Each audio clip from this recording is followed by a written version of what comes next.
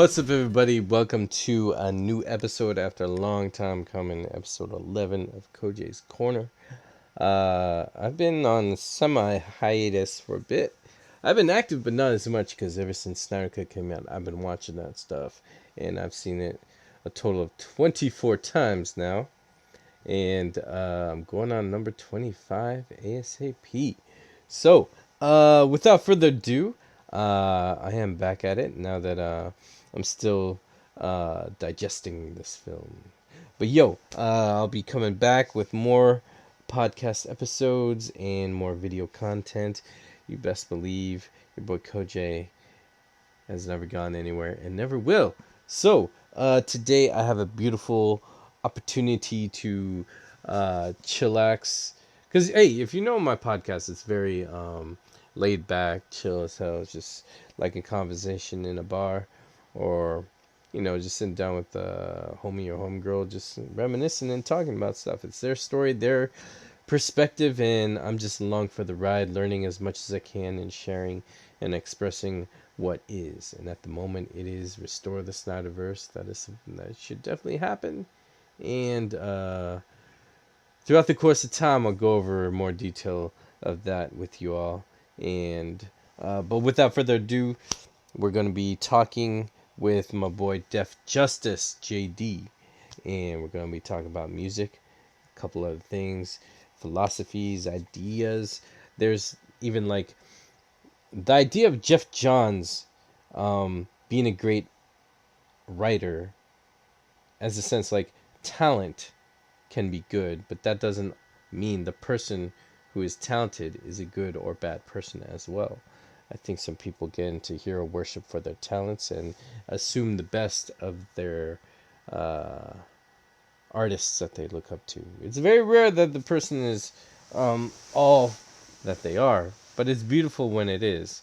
But when it's not, it's like, are we to subscribe to this John's verse, Justice verse, when stories of heroism and doing what's right, when the person themselves does the opposite, and different things like that. That's just one tip of the iceberg. We just go into talk about everything that JD Def Justice is about, and also I hope you all follow him on social media and whatnot. His music is amazing. He's a great dude, wonderful person, and without further ado, we will get into the conversation, and let's go on this journey together. But before we get into that, I'm going to play some music, because this is going to be an epic long podcast. And if you're familiar with my content, a lot of times they go what I call Bollywood length, or is now the Western world catching up with epic cinema can call it the Snyder Cut length. But anyways, without further ado, I'm going to play the music. After the music, enjoy the rest of the podcast, and thank you so much for coming by.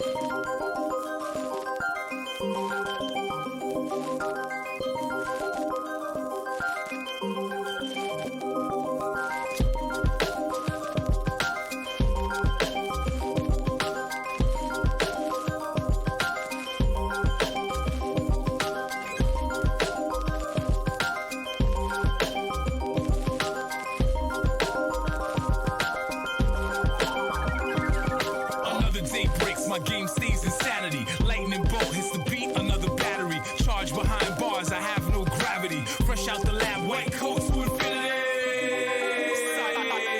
Saeed, aluminum dunks with new chemistry. Followed by Buffy the Body into symphony. Some amenities for the energy of the ministry that independently is responsible for the divinity.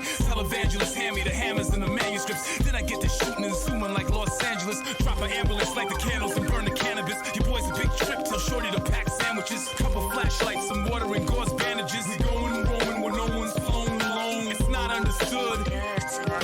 Till I come back with computers for the hood. A 7 Series and something sick with a throttle. Ugly on a strip like Rosie O'Donnell. Then vanish into a tunnel while angels sing a soprano. And clocks cease in my shadow, cause we are tomorrow. Said native New York hawk to talk that we walking sideways, raised in the maze. My aim when I came in the game was about change. Without doubt, watching the haters about face. The Brett Favre bars, your boys above par. Cut from a stitch in the cloth that's long lost. Switching off the switch in your back, switching me on. Switching on these Mitchell and S-men, chessmen, old vets and young rappers off of the bench can get it. Some aim shots through fitteds with it, who benefited? With a pen we needed to get it over division. You're hoping that there's more like this one, although there isn't. My team leading the league and leaving receivers leaking. Speakers taking a beat and we beastin', beastin', beastin', beastin', beastin', beastin', beastin', beastin'.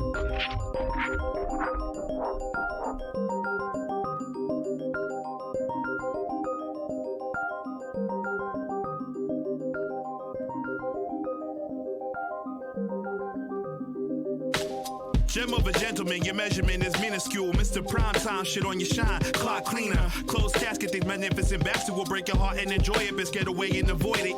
Heat like a fire alarm with no battery. Yeti, crop circle, psycho. Dr. Mengele, Mike, bark, riot, bat, the ball back is ball being. Quotes as quills, shell shock, the body, let's celebrate. It's a festival, so daring on decibels. Worry the whack, need too worried to speak. Amazed, spit amazing, amazed, so amazing. Y'all same old, lame old, volcano, holla back. Buzz like tendinitis on the mic, a touch like Midas. He's the brightest of the brightest, the right way all day. On your knees, you pray for the return of the abstract rap pack this back.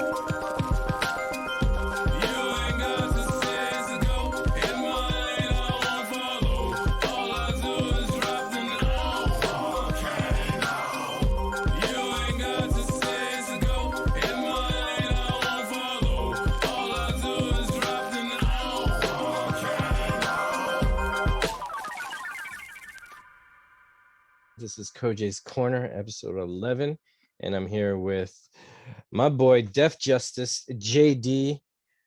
Welcome, brother. How you doing? I'm doing all right, my friend. How you doing? Hey, I'm good, man. I'm good. So you are a composer and a musician, right? Yes. I like to call it beat maker or music producer, however you want to call that, depending on who's asking. So What do you mean? It's not a form of musicianship? it is, but some, which we'll probably get into later, some people feel like. Let's get into it now. What's the difference? Yeah. There's some that feel like there's beat makers and there's producers and musicians and engineers. A beat maker is the one that works by himself and sends it out. According to them, this is not according to me. But, makes the music by himself and sends it out, which is kind of what I do. The actual musician or producer, according to some people, is the one that actually works with others live. And really how everything, yeah. So you kind of see a lot of your accomplished engineers and producers kind of give that distinction. So, I'm just a fan of like pop music and random music here and there. So I only know it from an audience perspective. So like let's say an artist like Timberland, what would he be? Or producer? Yeah. Does that mean he could do other things, or is that mainly his thing? Or like an example would be for a producer. I forgot who talked about it years ago, where it's let's say you make beats and you had the great opportunity to work with Jay-Z. Jay-Z lays maybe a couple verses down, then he's like, okay, you set the track up, and he leaves the studio. That's the producer. A beat maker is the dude that probably, according to other people, is the one that makes a beat maybe in a studio or at his home, lays out how he wants the verses, the hooks, and all that to work, and he sends it out, mixes it, sends it out, and then others can get from that what they want. You know, that's how I just say everyone's a producer because it takes a certain set of patience, skill, you know, to create one song, much less about a body of work. Nice. Yeah. Okay. Because I think like for me, I was always just calling it composers or whatever. Because your music is dope, and I don't know if any of y'all know, but follow Def Justice on social media.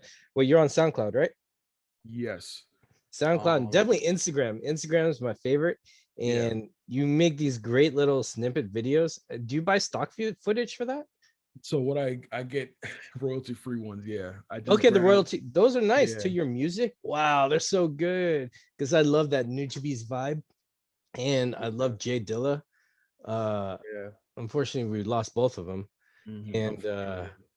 but those guys are like my at the cream of the crop for me for like hip hop musically, and your music takes me back there and a lot of the times, man, it's amazing. How long does it make those videos and those songs, or are the songs already made, or what's the process of that? So like if I'm trying to, because usually I call it my those content like that. I'm trying to put content out there. So what I Uh-huh. normally do is the song has to be done for me to mix, mastered, all that for me to actually add the video to it. And so like songs for me, I can't. I've only done it a couple times, made beats in a day. I don't know if I have ADHD or something like that. So I can't sit there and finish a whole beat in a day. But songs, it depends on what I'm trying to do. But the video gets done, yeah, in a day because I have to make sure the song fits the vibe of the video. I can't just Mm, grab, some other video and then it just like here you go, enjoy this, you know. wow. So that's how I normally do it. Now are those like tracks you're selling, or is that just part of your library? Both. So some Okay. I'll advertise, hey, it's on the site if you want to lease it. Others are, hey, I just made this. This is on all streaming platforms, or this is a track I made years ago. It's available on SoundCloud or something like that. That's how I normally do it. Wow. Now are those royalty free? How does that work? Or is it just like someone wants to like, yeah, I like that, I want to buy it so no one else can use it? So like it depends. If I'm doing like, for example, the Insomniac album is on all DSPs, so digital streaming providers.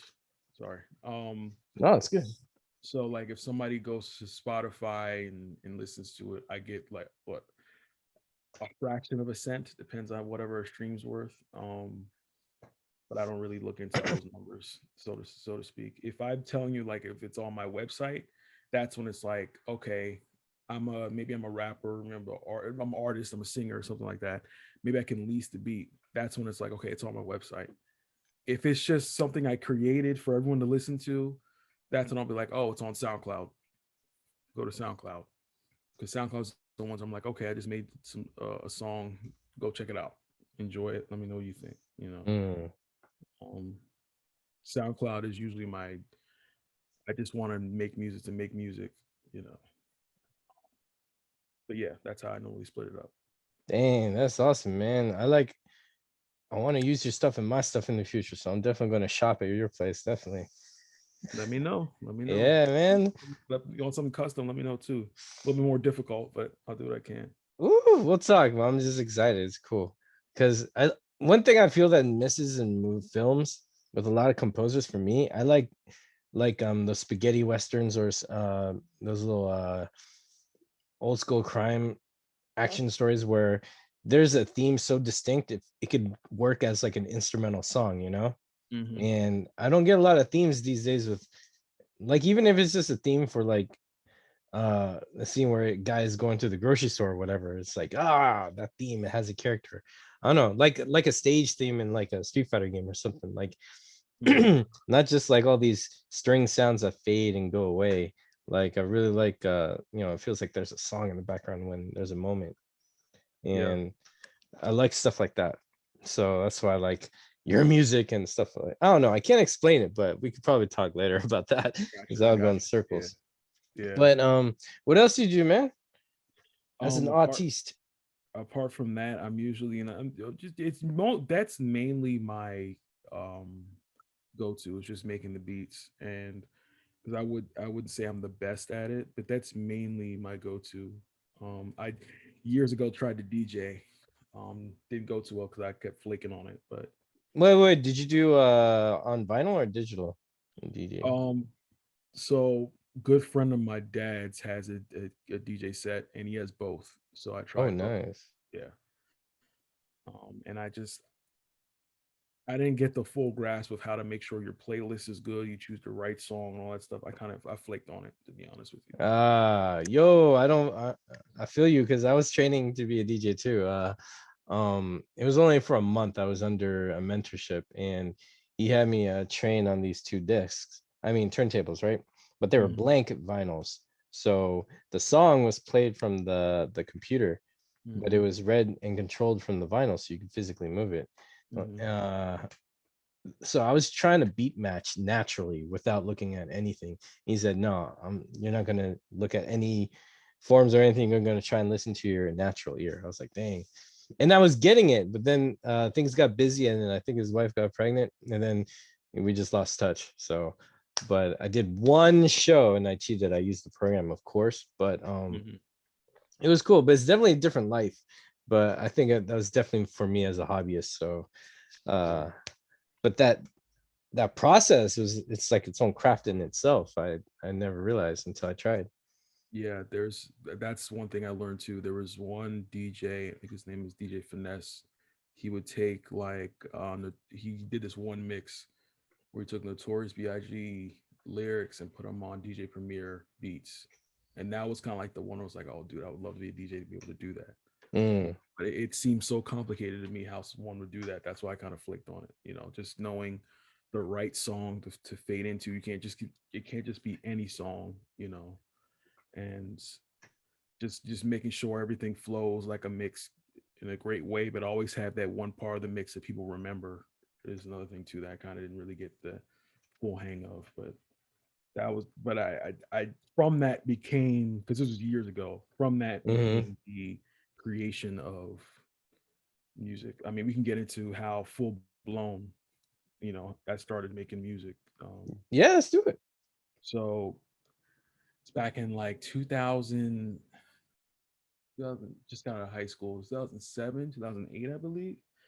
And I don't know if you remember old school Adult Swim. They would have those kind of like Hell black. yeah, man. I got out of high school in 99.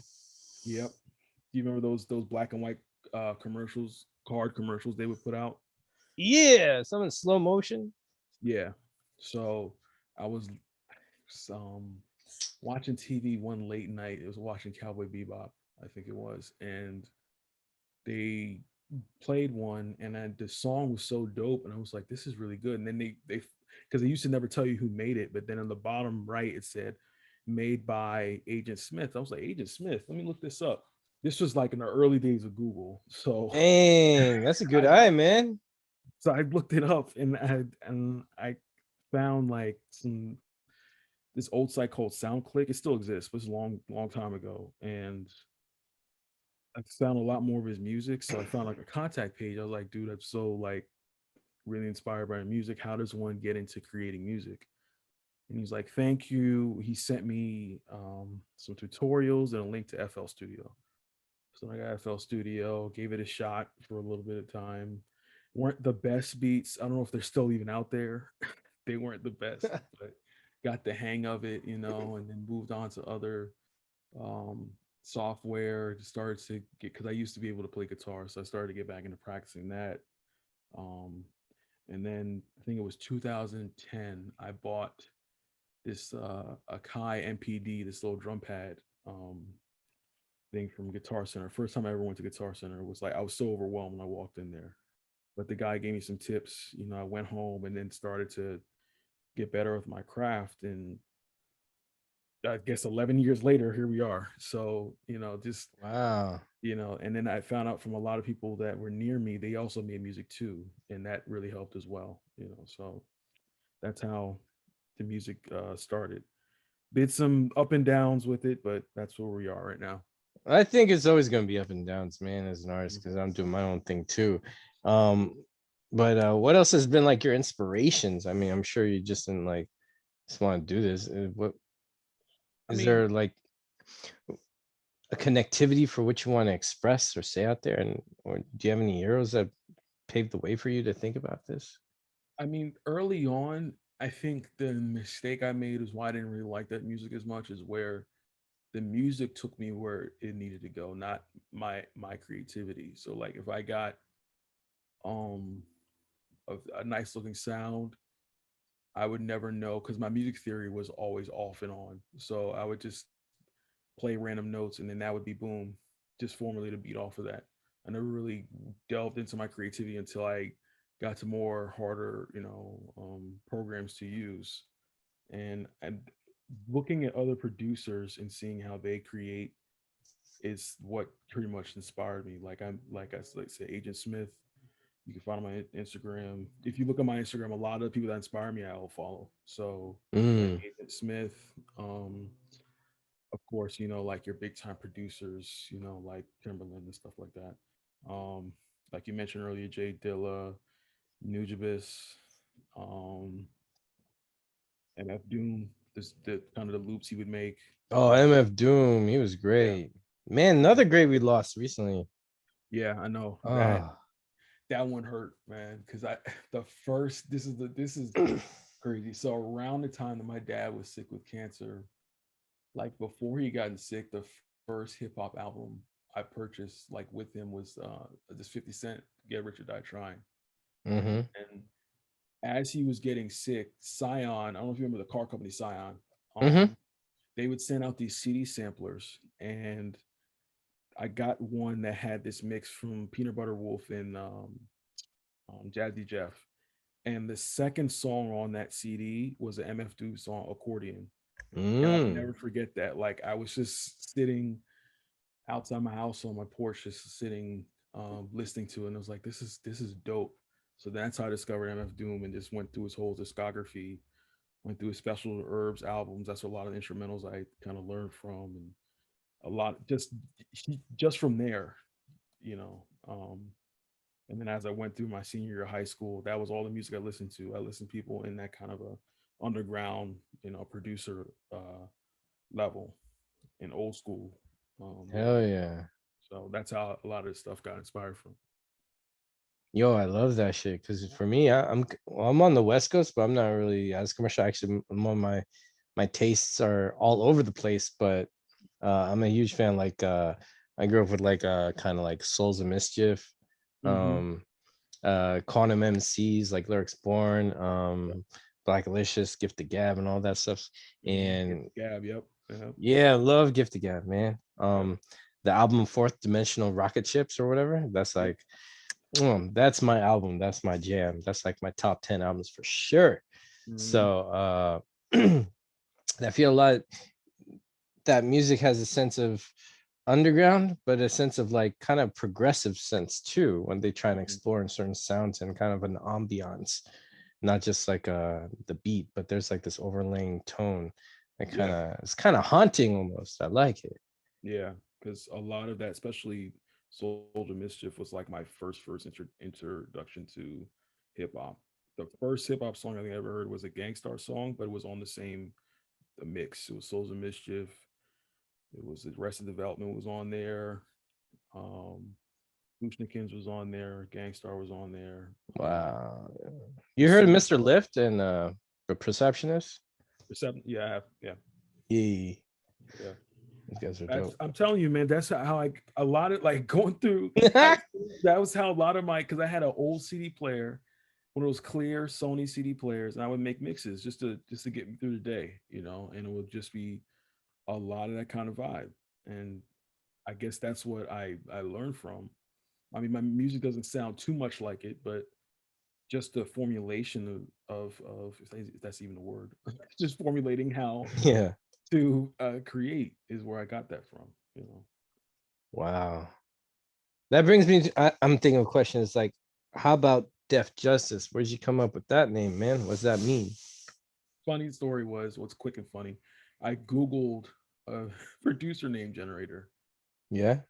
and that's how I got it. That's that's how I got it. So Dang, boom. man. Dang. I That's because kind of genius. because I was using my own name to Yeah. do it. I was like, I need a stage name, and boom, that's how I came up with it. There you go. There you go. And is it supposed to look like a vinyl? Yes. Now, You're hesitant. What's up? a coworker of mine, um, I followed her on IG. I think it's XO Graphic Girl. She created the symbol for you. Um, so that's how she did it. She kind of, if you look at I don't know if they'll see it, but if you look at the background, it's kind of like a weighted scale, like justice, and that's how Mm. kind of that's how she made the symbol. Because I had one previously before, but it wasn't really as compact, and I have to thank her for making that because that's what I use. So kind of like adding that justice part to it. Wow. That's cool, man. I love it. And it's purple, that shiny silvery purple. Yeah. Remember when I was making your little fighter, my sniper fighter, she's saying you like purple. Yep. That's a Same beautiful color. color, man. It's very Mhm. royal too. Yep. And it's also, which is funny, linked to like DJ Screw. That's where I got the color from. Oh, nice. Yep. I can't It- chop and screw, but that's where I got the color from. Yeah. yeah, Peely likes a bunch of that chop and screwed stuff too. Mhm. Shout out to Go Deep, by the way. Yeah. As Shout out to mentioned. Go Deep, man. He's how I met you. Yeah, he's how I met you. Yep. Exactly. So shout out Oh to man. Baby, man. Shout out to Go Deep. Yeah, man. I mean, now that's we can get into that, but before we get into that, now you are not only a musical man, you're also a scholar of the comic books and superheroes. Is it just comic books, or is it all kind of geek things related? What's your jam, man? It's like comic book / video games, I would say. Yeah. Yeah, Wait, you're Xbox, right? I'm PC. Oh, okay, yeah, that's why. Okay, but go on. Is what did they both come into your life first, video games and comic books, or they go hand in hand, or will one come before the other? Comic books came first. The first set of comic books I ever read was the Clone Saga from Spider-Man. Oh, my dog going crazy. Got you.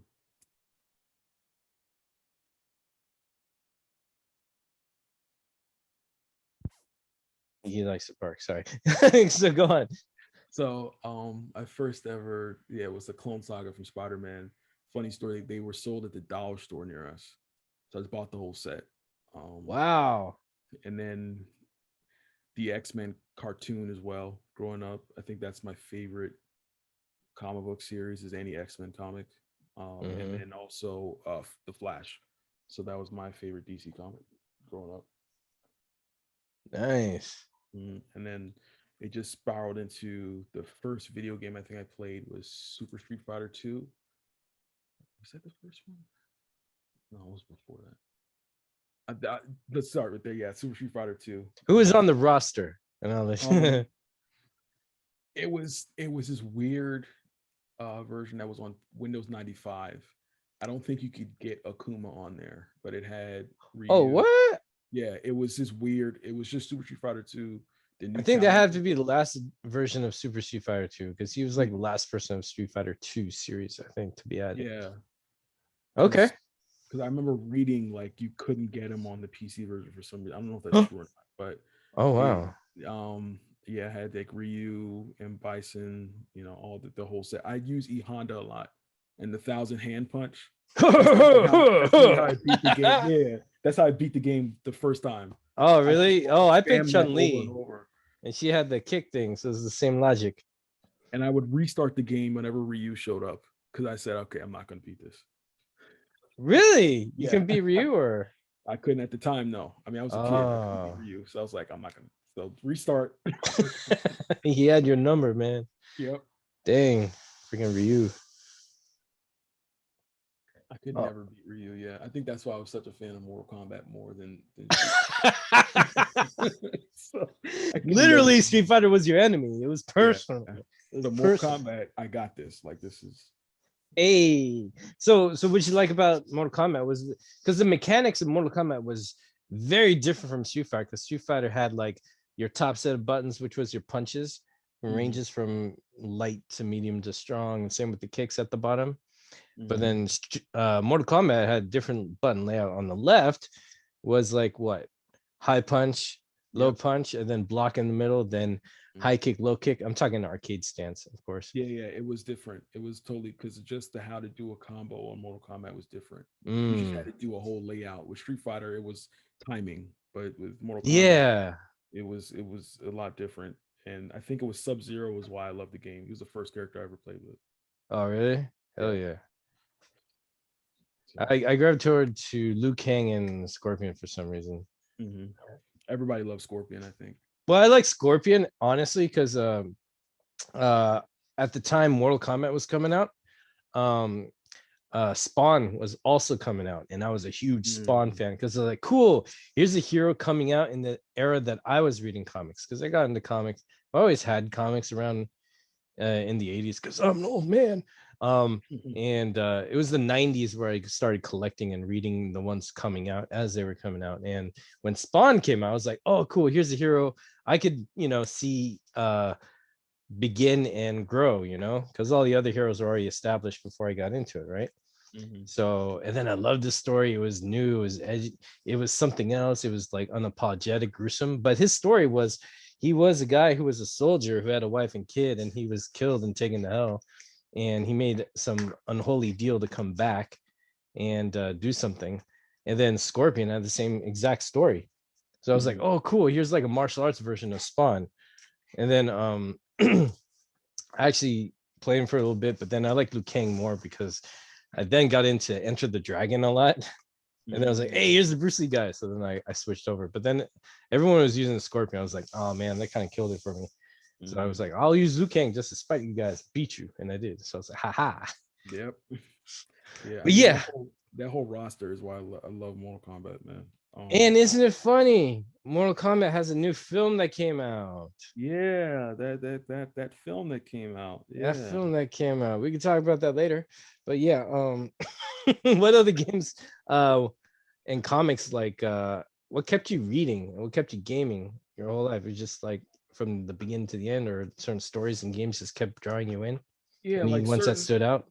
yeah, like the stories, like I was just reading everything because I was just so fascinated with comics, and especially and then the shows came along too. So I was just so, whatever I could get my hands on, I could read. Now, I will say I wasn't a huge Batman reader, but I did like the cartoons on TV. Mm. I wasn't a huge like I knew some of the stories and some of the characters, but I never really read. My brother did, but I never really read the comics. I think around the time a lot of people were reading Batman comics, I was reading like Spider Man, um, Flash comics. Mm. I did read some like their old school Moon Knight comics. Um, I read those too. Now I remember reading those along with Punisher and Moon Knight. yep. He had some like Robin sidekick who was all in a black outfit and he had these cut out holes in his eyes. Do you remember that guy? What was his name? I don't know if it was this. I don't remember the sidekick, but Like he the was in like 10 yeah, issues for like a year. Well, it years like might have 12 been. issues. I don't know if I that was forgot. He was like this full on jumpsuit, just all black. And I remember there was a scene when they were breaking in somewhere, and then he's like, "Where are all these red dots on me?" And then it was the laser pointers from the guns pointing at him. And I don't know, I just Mhm. stood that up. That's just stood out for me for some reason. I was like, "Who's this I guy?" remember his name though. Yeah, I can't remember his name. Ah, man. I'm thinking of the villain of Black Spectre who wore all black. It was kind of like his Ah, nemesis. huh. We discovered them in and there was a series from 2014, I think. Mm-hmm. 2014 and 2017 is probably one of the greatest comic book series I've ever read. It's a Moon Knight series where it kind of delves into, it's one shot uh storytelling. It's not like a full blown story. Continuous. Yeah. I like one shots. Cool, man. What was that story about? I think it was 2014. It was pretty much it delved into, does he really believe that Khonshu is real? And speaking to him, there was some underlying thing about a doctor, but it was just one shot to him. And when he had the white suit, it was just called Mr. Knight, not like Hmm. the like a business suit. Hmm. Yeah, it's pretty dope. Let me try and find that when it came out. The writer, and then I can pretty much help people. Um,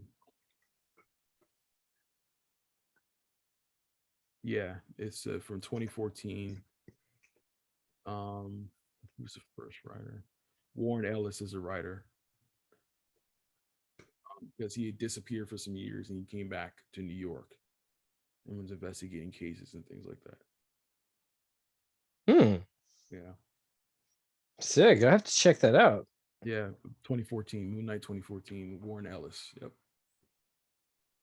Dang. What else? Any other comics and video games that stood the test of time for you or stuck out? Stood Um, out. Growing up, apart from Street Fighter and stuff like that, I was a huge like Need for Speed fan. I love racing games. Yeah. Because my dad was kind of African dad. You can't have a game console, so had to relegate to myself the PC. So Oh. yeah, a lot of the games I had were Need for Speed. Um, had some of the I had a lot of the early Maddens. Um, I think back more video games that I played that were, of course, when I finally got a Game Boy, I had Pokemon and other stuff like that. I had a Which Game Boy? Game Boy Color. Hey. Yeah, and then I had the Nice. Game Boy Advance after that too. Um, Yo, my favorite was the Game Boy double screen, and before that the SP, the one that folded up and fit in your pocket. yeah, the SP is the Oh, one I had. Yep. SP was sick. Oh, I love that thing. I have it somewhere. I gotta find it. Because the SP had a dope ass game with freaking Pac-Man in your GameCube. Yep. You hear about Pac-Man versus? You know about that one? Yeah, I remember that. Yeah. Oh, that was so good. Because uh for many of you who do not know, Pac-Man versus in GameCube time, you get your Game Boy SP, hook it up to your GameCube, and the Hmm. Game Boy would be the Pac-Man who saw the whole screen, but the ghost only saw a little certain area around them, and they had to find Pac-Man. And whoever found Pac-Man became Pac-Man. Then you switch around. Oh, that was such good games. I don't know why this sound like it reminds me of Alien Isolation. That's what it reminds me of. Yeah, what was that like? I never played that one. It's like you're pretty much hiding from an alien, and there's two sets of AIs. One's directing the AI to where you are, but then the other one doesn't know exactly where you are. It's a weird concept, but Oh, mhm. so and you can you take those ones out? Like, could you hunt them down too, or you had to get away from them? I think you had a weapon. I didn't play it so much. Um, I just remember a lot of people loved it. Um, and I think that it was just a like a kind of it had two sets of AIs controlling the alien. I think that's what made it scary because the second you're caught, you're legitimately caught. Wow, So dang, that's crazy. trying to think of other you know video games that really. I will say that me and my brother, we were huge like Madden, FIFA, you know, sports games. Growing up, the first console that we actually, well, he got was a PS2. Um, Hmm. yeah, and we played that thing to death. Like we literally broke it. When I first, I love the PS2, man. yeah, when I Tekken first, Tag was my jam on that, and my PS2 is cool because Tekken I games, missed out on man. PS1, and I was able to go back and buy PS1 games and play on the PS2 for the first time. Yeah, the Tekken games were something that we went through. Metal Gear Solid, I saw it on PS2, but I actually ended up playing it on PC, which was weird. Um, Hmm. How'd that happen? You just got it later? yeah, I found it at a old store called Comp USA. Um, they had Metal Gear Solid for PC, and I had some money together, and I bought it, and it was just weird to play on a PC. Hmm. Because we always watch people play it on a PS and a PS2, so it was just weird to play it on PC. Now, when you play games on on a PC, do you use controller, or are you a keyboard and mouse guy? Early on, I did not. You're gonna hear a fire truck in the background, by the way. Early on, I did not have a controller, so I just played with the, sucked. I played with the keyboard and the mouse. Um, it really did suck playing Madden with the keyboard. That's one I cannot even explain to people now. I don't know how I was able I to can't even imagine. to play Madden on the keyboard was so weird. But later on, I got a controller, and that made the game a lot easier to play. They had these kind of old school third party controllers that you could buy, and they were similar to the PS2 controller with the Yeah, they either look like a PS2 or freaking Super Nintendo controllers. yeah. There's a lot of Super Nintendo controllers. That's actually how I played Street Fighter early on, but then that controller broke, so I was kind of stuck to playing on keyboard and mouse. And it to this day, I don't know how. I understand it now with the mouse, but just the keyboard, I don't know how I was able to, play a lot of those games. Because I played Doom just the keyboard, no mouse, and I don't Yeah, I remember could play how. Doom keyboard, no mouse.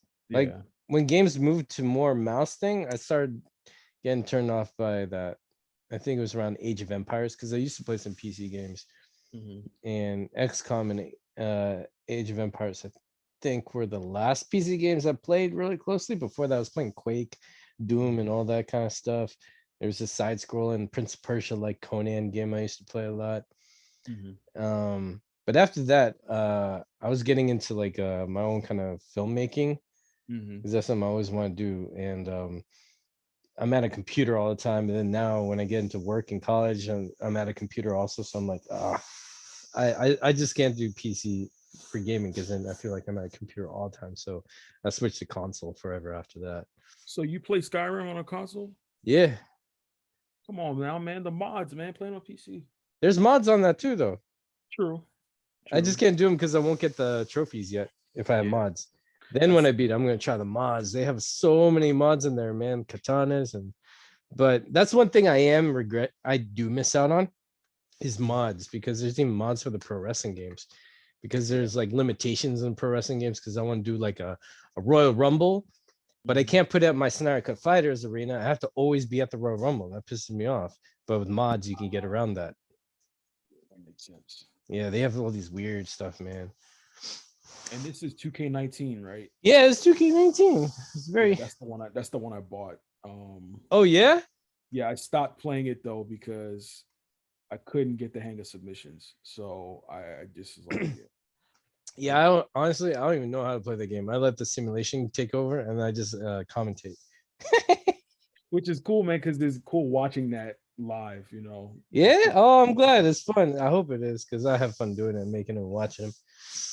Which I have to say, everyone on my channel knows that, but I just realized right now I was talking about that.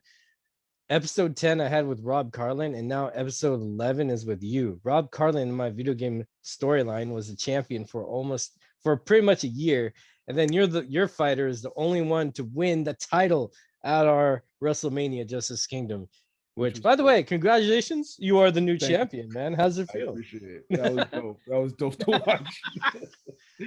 Now you gotta get JR. If you find a way to get JR on Oh, there. that'd be sick, dude. I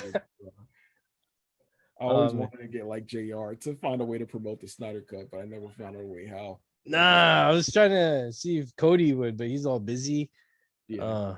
Because he has a show with Snoop Dogg, that judging talent thing or whatever. He has his own Yeah. wrestling training thing. He's on AEW. He's expecting a kid. So I understand, but we get a lot of love for some wrestlers. Even Iron Sheik was like, I need that snare count. What the hell? Yeah. Iron Sheik is dope to follow. He's a dope follow on. He's cool. Yo, and have you always been a wrestling fan too?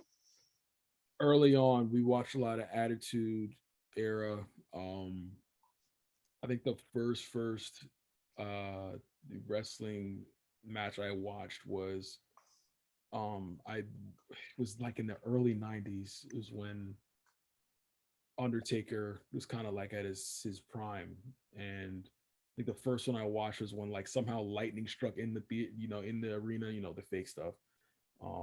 And he like Oh arose out yeah, the the theatrics. top. Yeah, and rose out of the coffin, which scared me as a kid. But um, it was the first uh stuff I watched, and I was a huge fan of Undertaker, Kane. Um, Those powerhouses, huh? yeah, because I hated D-Generation X. I You hated. did. Yes, I hated them. Like I was so happy when Stone Cold would beat them or The Rock would beat them. Like, I hated them. And the funny thing was, we watched a lot of WCW, so we Uh-huh. were huge. I was a huge Wolfpack fan. You know, I love Hey. Sting, Taz, all of them. It was, just growing up, Lex Luger. You know, huge fans of them. So I always I had a red and black Wolfpack shirt. I don't know where that shirt is now, but that's how early I got into wrestling. Wow, man. That's so cool. I love it. So yeah, do what I can. Hey. Man, it's just like Snarka movement is like got me so many like spirited people like you to get to know and stuff. It's just been awesome. Mhm. Now, have you always been a DC fan? Or how'd you become into DC fan, which led you to the DCEU? I think it's just the from the animated stuff. I loved Mm, the Batman animated show growing up. Um, well, the actual DC movies, Batman Forever is probably one of my favorite um, growing up. And my older sisters loved Lois and Clark, so that's how I became a Superman fan oh wow, from that show. And nice. bought a few of his comics. Didn't have a lot of Superman comics until like the Beyond kind of universe came out. Mm. Because I was reading a lot of Batman Beyond, Superman Beyond, and stuff like that. So, uh, Superman Beyond is impressively tight, yeah, I like with that the black hair and that like white strip of hair on the side. and that black suit. Yeah, Yeah, no cape, just a black suit. there's no cape. Yeah, no cape. Which I thought was going to be what we see in Snyder Cut. Like SWB. WB's going to WB. But Yeah, I think the no cape is more like a future style because even Batman Beyond doesn't have a cape. yeah, um, and I see why they gave Superman a cape in the Snyder Cut because no cape kind of makes you remind you of Zod's suit. Yeah, Which who I have a sneaky feeling will should appear in the next Mortal Kombat game. Zod. Yeah, Ooh, you can't get Superman, get the next best thing. that would be interesting because they have Spawn in that joint. That's why I thought about it, because there's certain because the fact that they got the Joker in there, made me think what characters could they put in that won't like because I know they would never put Superman, Wonder Woman, or even Bruce Wayne, Batman in the game. So like other characters that I they actually want Katana in Mortal Kombat, so I could have Kitana versus Katana, yeah. and it'd be cool because then you can see Katana have combos where she slices people up. Mhm. Uh, another game should probably slice them, and you just see sparks like a Power Ranger episode or If they Super do an Sentai. Injustice 3, she'll probably be in there. If they do Yeah, but it'd be cool to see her more Kombat where it could be as gory as it can be. yeah, it's true. That's very true. That's why I always thought about Jason Todd, even though he's not really Oh that yeah, him too, because Jason he's rough. Todd, Yeah. Oh, especially that's a since Joker's in the game too. kind of That weird looking Joker too. yeah. Kind of Um looks like a cosplayer. I see why they went with that so they could kind of distinguish between the two. Yeah. Um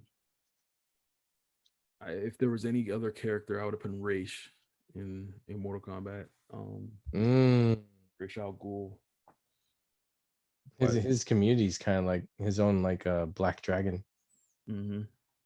And he kind of without the soul power, he's kind of like Shang Tsung, so it's a good kind of matchup. Nice. So going into the DCEU, Hmm. you were already like a pretty good DC fan, huh? Hmm. Because I hear one criticism that a lot of people who like Zack's DC are just Zack fans and not DC fans. Which is funny, you know. Yeah. Um, I I'm a because the thing is they forget about the people who came in during Nolan's time. Some people came in watching Batman Begins and The Dark Knight, and people before that who came in watching Superman, even Superman Returns, and even long before that with the old Batman movies, Tim Burton Batman films, and even the comics in general. People want to see these stories out, and they're not just there for the director. They're Mm-hmm. there for the stories, and to see this concept of this, which I think is the difference in from DC between the DCU and the MCU is how they deal with consequence. Right. I think later on the MCU addressed it, but not early on. No, I So think it was like in Civil War. They're like, whoa, people get hurt while we're fighting. Oh, I didn't mm, know. And it's another reason why I love that the Fox Marvel movies more than the MCU. mm, yeah, because I have issues with Bryan Singer's approach and him as a person, but Yeah. the production, I like that grit. Mm-hmm.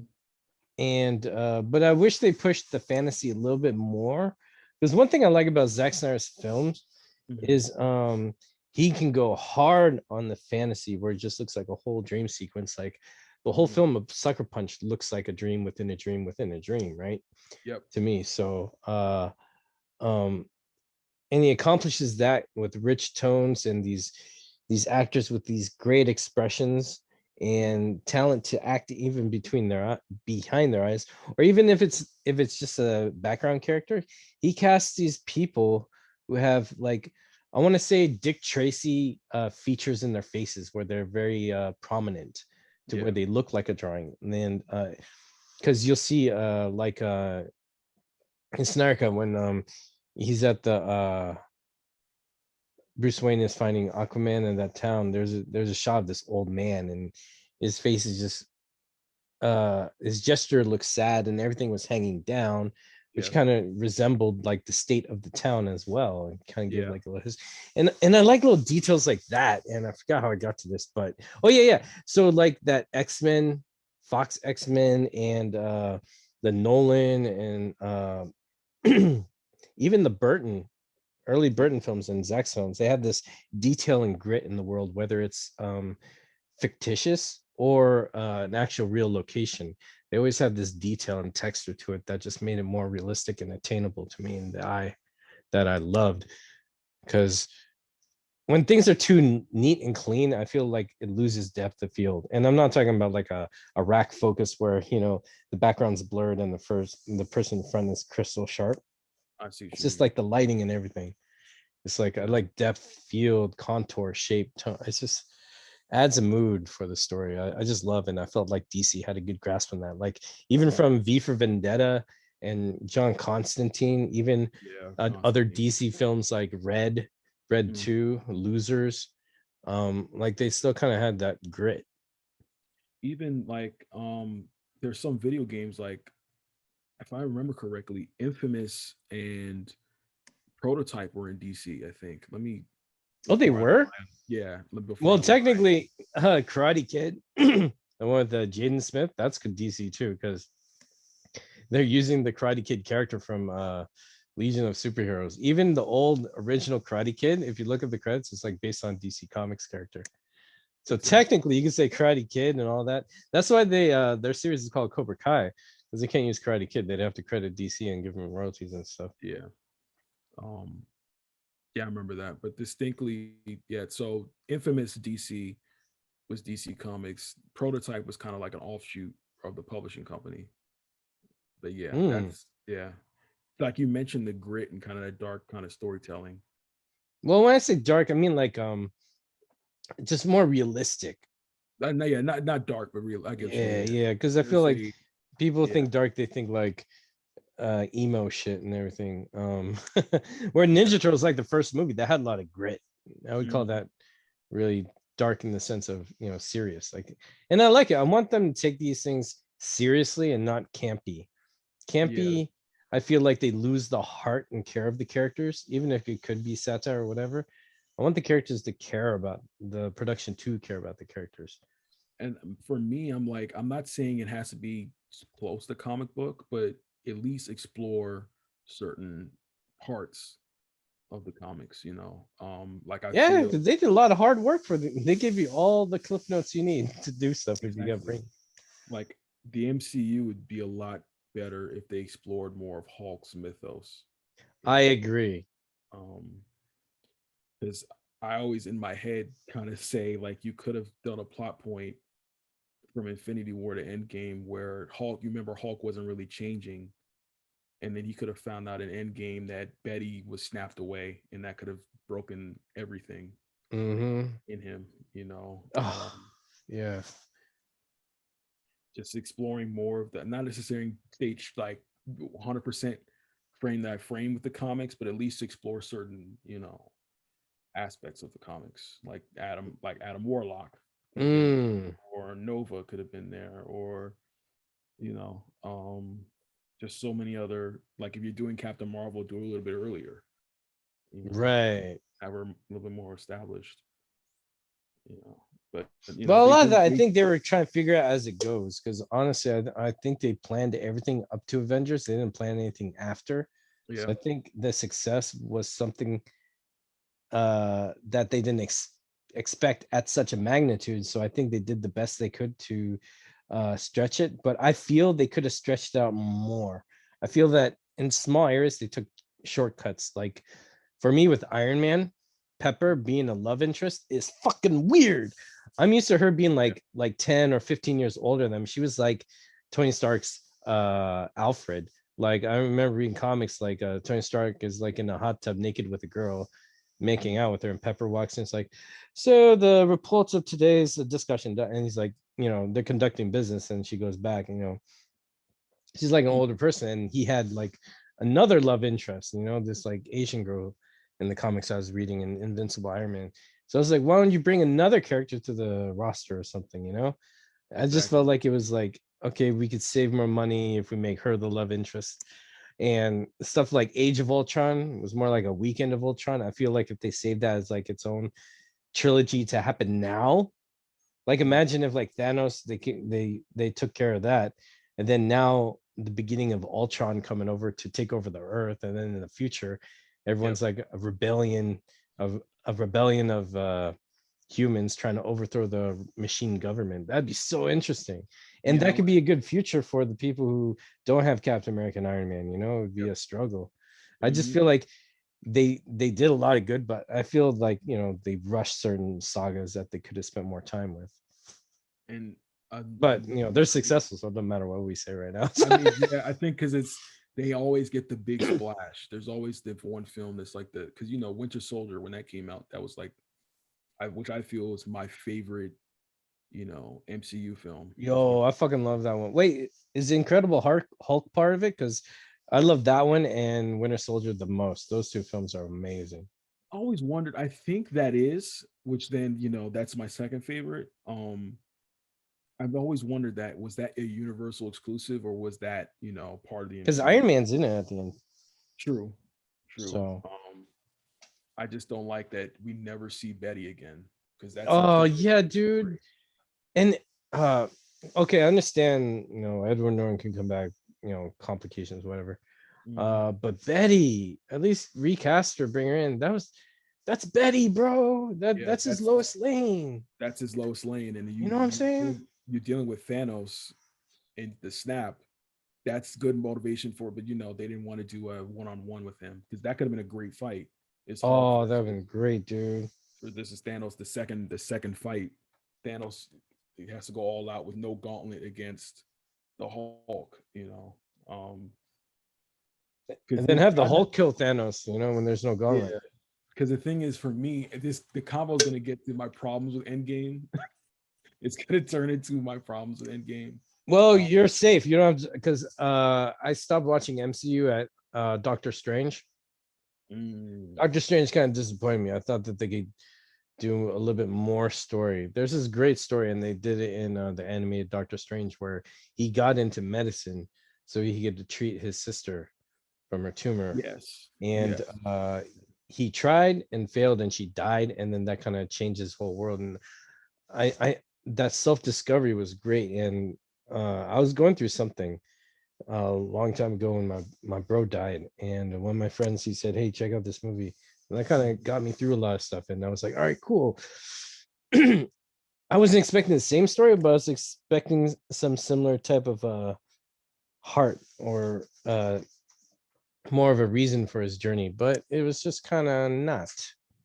And I And was like, all right, well, I think I'm gonna retire from MCU for a while. So I have and not seen Captain Marvel. I've not seen Endgame or Infinity War. I think you don't I need to do be. want to see Winter Soldier and Falcon for some reason because I like US Agent. I hear he's in that. So I haven't seen it. I haven't seen WandaVision. I've kind of steered clear from Disney Plus um for a little bit. Like I have it, but I haven't really watched anything on it. Um I think my exit from the I think Age of Ultron my exit from the MCU. Like I watched them, but I stopped caring about them. Was that Age of Ultron or was it the Iron Man 3? It might have been Iron Man 3. That was my like, okay, this is this is trash.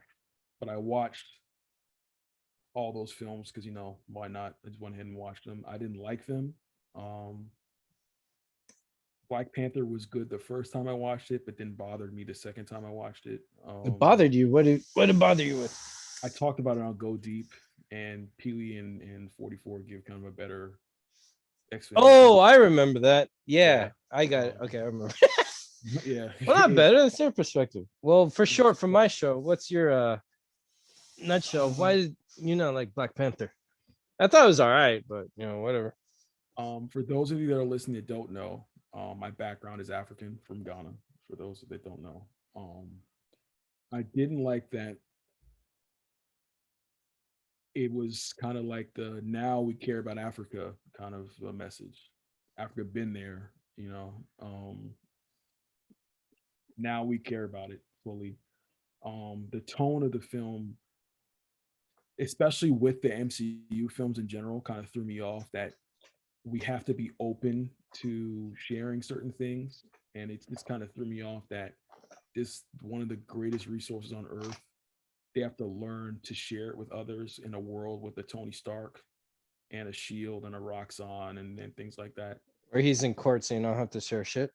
Yeah. Also like if you take that resource of vibranium and you change it to like diamonds, the theme doesn't really sit well with you.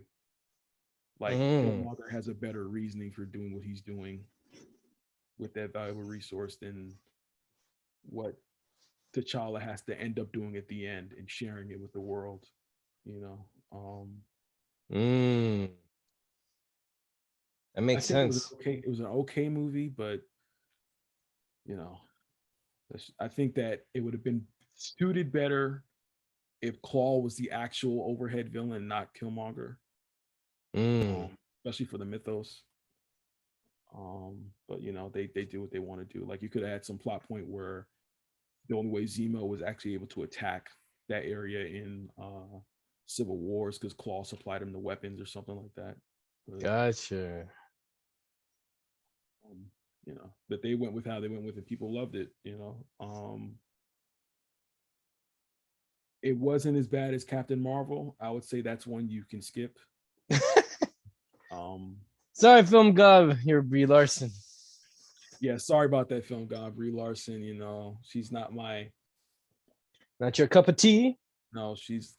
I mean, she wasn't the problem though. It was bad writing. Period. Oh, really? Yeah, it's sleep inducing. It's very the final fight is kind of that's when you lose me. Like you don't like people say the quote that a film's as good as its villain. You didn't really have a good villain in that film. Um, I still don't know who was villain, to be honest with you. So Oh, okay. yeah, That's yeah, interesting. because there was dude from the first Guardians was in the film. I don't remember his name. I think it was Ronan was in the film. Um, and then you had like other Kree in the film, but I was like, this film was boring to me. It was very boring. Um, Oh, I'm sorry, man. yeah, and the rumors like if we're bringing a film gob, that one video you did about how they stole from Dark Phoenix, that's another reason why I'm not a big fan of the film. Oh, because there's Yeah, a theory that they're kind of limiting 20th Century Fox, so the good stuff is on Disney. Yeah, because it was, I don't remember which site it was, and I never saw it again after that day. But I remember reading somewhere that the Dark Phoenix saga wasn't actually supposed to be Dark Phoenix. Like they were supposed to do a whole trilogy, and it was supposed to end preceding the first ever X-Men film story wise. Oh Like something, wow! yeah, like something happened against mutants and humans after Apocalypse that made Magneto hate humanity again. And I don't remember what that story was, but like something happened. I think Yo, that'd be something cool to happened. see it all Yeah, tie in. yeah, that was supposed to tie everything together, but then Singer got into his issue. I'm not even gonna get into that here, but and because I don't like Bryan Singer, but Neither do Singer got I. into his issues, and then of course the Disney deal came up and they flipped it on its head. I can't remember where that was, but I remember reading somewhere that it was supposed to be a trilogy, and the movie was supposed to end right before the events of the first X-Men film, and then it would just end Wow. everything in a circle. Um, Dang, that'd been good. That's like a yeah, huge epic. yeah, but studios are gonna We can't studio. have nice things, huh? No, we can't. No, we cannot. Like Hmm. that other rumor I read that Fox was planning a Storm film. Yeah. Yeah, I don't know With who the it's gonna storm be. from the new films or Halle Berry come back again. I think it was Hallie. I don't know if it was true or not, but I think it was supposed to take like after Logan. I don't know if that rumor was ever true. But it was supposed to take place after Logan. Oh, Like, that would be interesting. yeah, like that I really Halley's the liked last Logan. one. Yeah. Logan, oh my, oof. I saw that randomly. Like I didn't even think to buy tickets. Yeah. And it was like this random weeknight. I was just driving around and I just passed by theater and went in there and they had a ticket. So I went and saw it and I was blown away. Nice. Yeah, At first, I was a little hesitant in the first viewing. I was like, this is all right. Because actually, the last Marvel comic I read was Old Man Logan, and I liked it. And I was kind of hoping they'd go there. But when I saw they didn't have it in the roster, I was like, okay, it's its own thing. Then when I saw it a second time, mm-hmm. second viewing, after I got that, I hate having expectations. It always throws me off. Yeah. And I try my best to not watch without expectations. And 90% of the time I'm good, but this time I couldn't. So the second time I saw it though, it brought me back to the Wolverine only more, where it felt like an actual, because Wolverine had his own comic line and it Mm-hmm. had its own history, and it almost seemed like he was truly alone. There's rarely any X-Men members who showed up.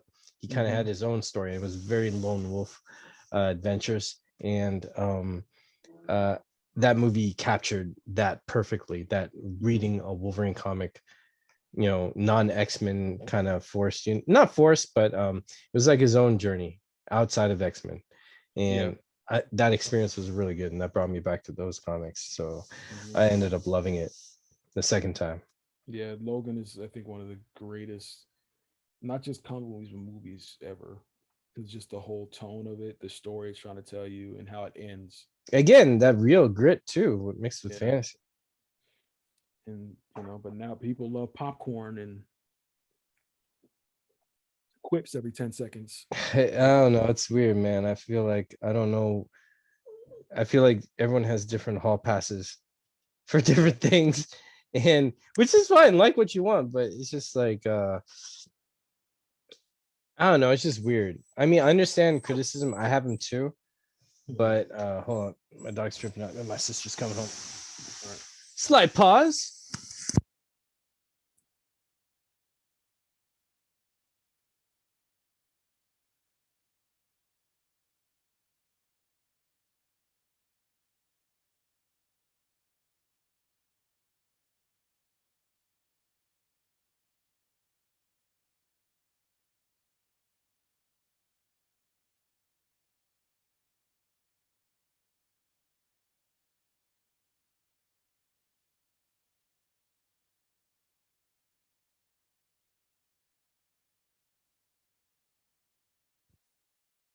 What happens when you live with family?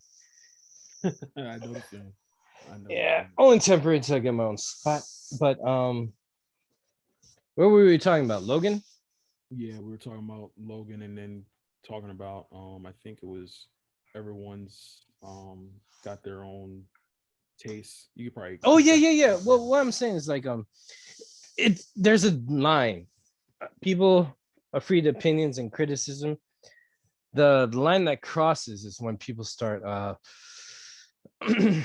kind of judging other people for those opinions. Kind of like with Snyder Cut and Justice. Exactly, because I want to bring that here because people are judging others on taste and personal preference, which I think is weird, and I Mhm. hate it because that uh that judgment spilled over and affected our film series, and it Yeah, encouraged toxicity, online bullying, and suicides of other people too. and I It's think not a it's. joking matter. It's like that's ridiculous. I was talking to my brother the other day, which is funny because we actually thought about opening our own podcast, and we were going to talk about Black Panther, but that was the day Chadwick died, and we were like, yeah, we're not going to do this. Um, Oh man, yeah, but Kai was a great actor though. He was yes, amazing. yeah, 42.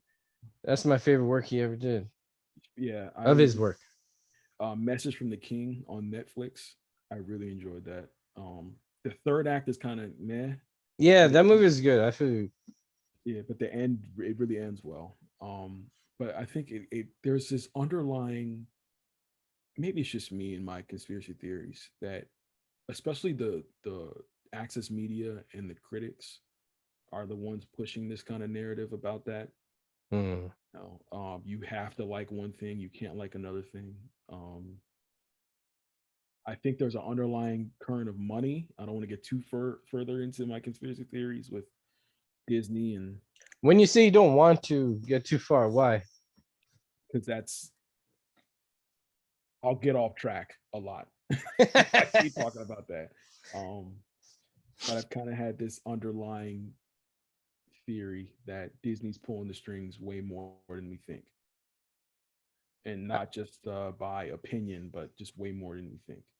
I I subscribe to that theory as well because every time when from the beginning when I started fighting for this movement to now, every now and then this little truth comes up from someone of some shape or form, and it comes up mostly from people who work in the industry that Warner Brothers worships and favors their investors over audience and numbers. Really, Mm-hmm.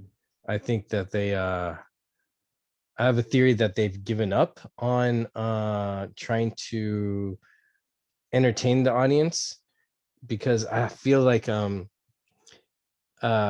since BVS, because I remember when I was working in castings with my boss. He was talking with another guy who worked at Warner Brothers Mm-hmm. at some Hollywood business mingle meeting or party, whatever.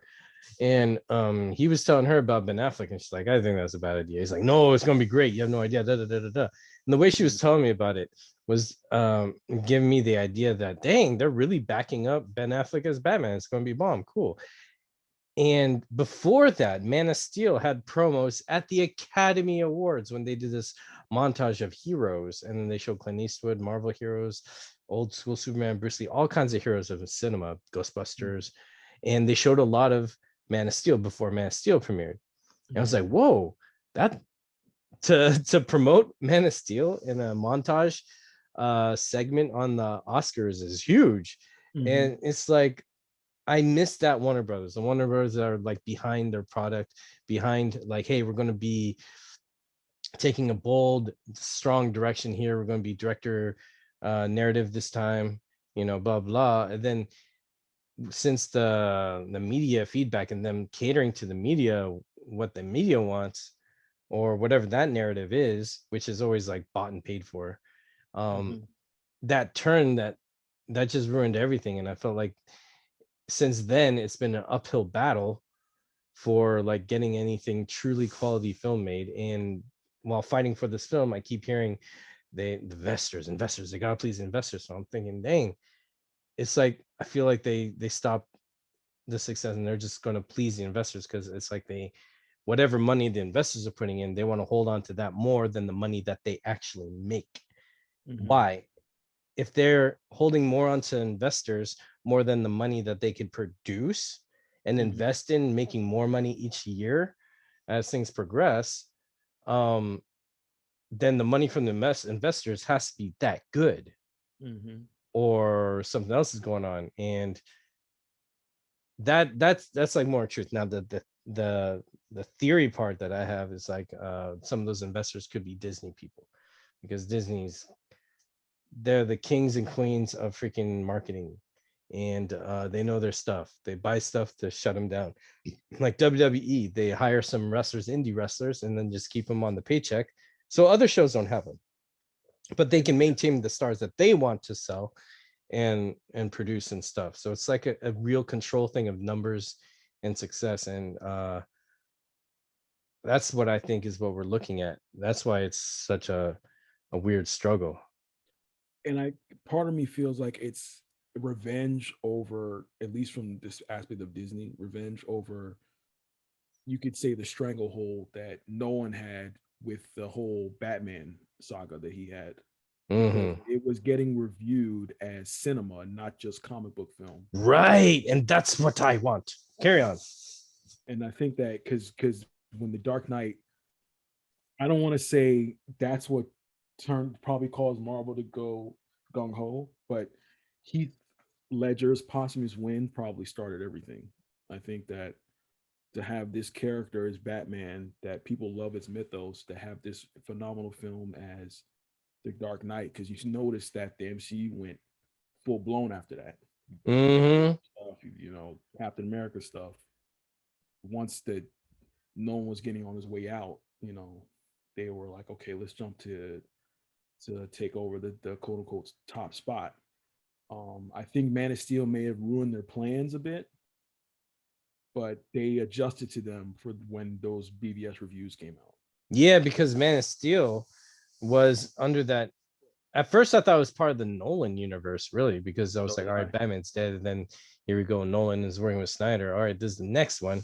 So Superman's going to take over saving the world because Batman's retired in Paris with Catwoman. All right, cool. So I'm like, but then we see that Batman comes in. It's like, oh, this is a new universe, even bigger cinema, quote, quote, cinema. And then, since then up to Justice League, we saw what happened. And Justice League disappoints me even more now after seeing the Snyder Cut. Like, I'm mad that I went in theaters to see that. Yeah, I'm pissed I didn't wait for, because I feel you. I wish I never saw Justice League, bro. But go on. I think it was because I bought a ticket for my brother. Me and him went, and we saw the intro with Henry Cavill and the CGI. We didn't think it was going to be worse, but the extra dialogue from Ezra is when we started thinking, like, can we leave? Like, should we leave this theater? Because it wasn't really that funny. And then just stuff that we noticed with people around us were talking about it too. That's when you know a movie's bad, when people were talking during the film. Yeah. The conversation was like how Joss Whedon framed the camera staring at Gal Gadot's like rear end. Yeah, when he's coming off the plane, and then he's like, "This is Cyborg," and they just go right down on her ass. Sorry, your booty, rear, posterior. I don't mean to be derogatory, but I'm just like for talking about the shot.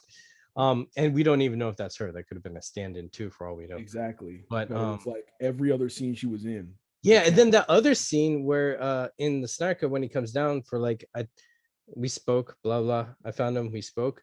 It's a shot over her shoulder like he usually does, not around her to her booty, man. Oh. And because Josh, Age of Ultron should have told people maybe don't use him. A lot of people didn't like Age of Ultron, if you remember. Even I don't think James Spader liked it. I don't know if it's Age of Ultron looked like a good G.I. Joe 1 movie, like the one that came out a while ago. And the thing is about later phase 2 and going MCU films, for me, story-wise, it's funny how a lot of those films could be solved with the X-Men. Like it's just hilarious to me that a lot, like the whole Ultron thing, could be fixed with Magneto if we gonna keep it a buck. Civil War with the X-Men going on could have been a lot. You could have a greater standing because they could have just said it could have been Sokovia, but it was really they don't like mutants. Um, Infinity War could have went down how it went down, and then the actual end game could have been actual Days of Future Past, like sending Logan back to fix that one universe Mm. and um fixing the time travel problem they have in that film. The Days of Future Past is like the answer to it, at least to me. I Um, see. I see. but you know, MCU, MCU going to MCU. So Yeah, MCU gonna do MCU, but it makes a lot of people happy. So there you go. They can have that popcorn. I mean, they love Uh, it. I mean, and I don't knock them for loving it because they're like, yeah. I I've never seen all the Thor films in full, but people love the films. So you know, I saw Doctor Strange off a whim. I thought it was okay. I wanted to see where they're going to go with Mordo's character, Mm. but I thought they were all right. Like I don't hate the MCU. No, I don't hate these Yeah, films. I'm just like it's just not my cup of tea. And people think that if exactly. you don't, uh, they take the rejection as a judgment. I'm like, Yeah, like no, that you. I'm not Rotten Tomatoes. I'm not harsh here, people. Yeah, So like it's just, yeah. and it's cool. Everyone has their preference. This thing is, I like that MCU is the way it is, and I liked past tense that DC films were the way it is because it's like night and day difference. They should be their own. They should do them. They should, you hmm know, embellish what makes them great or what the directors want to tell the stories. There should be a difference because uh you don't want to copy at all because when you copy you're doing imitation is emptiness, imitation is following the echo of an original source and me building a foundation off the echo rather than the voice. And I feel Exactly. like that's where it's like you lose your soul. it's it's like it's basic. It's like everything that I read to my kid about, like, be yourself, believe in your dreams, don't compare yourself to others, and Yep. then in the industry they go in and do and thirstily chase, like, they're constantly chasing the dragon when they have all the answers at their disposal. And the what's funny is that all they have to do is just give such directors the key to the kingdom and let them be. Like, you don't have to work, just sit back and take care of marketing and enjoy free money in your pocket. It's Yeah. like, but again, uh they're doing it for investors, and who are the investors? That's my question, and the answer to that question is going to be the answer to a lot of these problems. And I think that uh, what, at least from my opinion, if I could tell them to do something, if they would ever listen to me, is you don't have to really compete. Just be different. You know. Yeah. I think Joker pretty much told them that like you don't really need to be the same. You know. Joker told them with an Oscar, and they're still Yeah. ignoring that stuff, With man. $1 billion in an Oscar, that and they barely funded the film, and this is what Ugh. people, want to see, and they want to see something different. I don't want to say like they're burned out, but they will love to see something like, for instance, like back in the day, Blade coming out was different. You never really saw from, Yeah. try to go different from the mold, and just and do your own thing, and it's successful. Yeah, But he this even kept whole the vampire genre going a little bit longer too. exactly, and but this whole going with the grain kind of thing, where everyone is doing almost the same thing, it gets repetitive, and that's why you get instances like with Scorsese talking about it's not cinema, it's a theme park, Mm.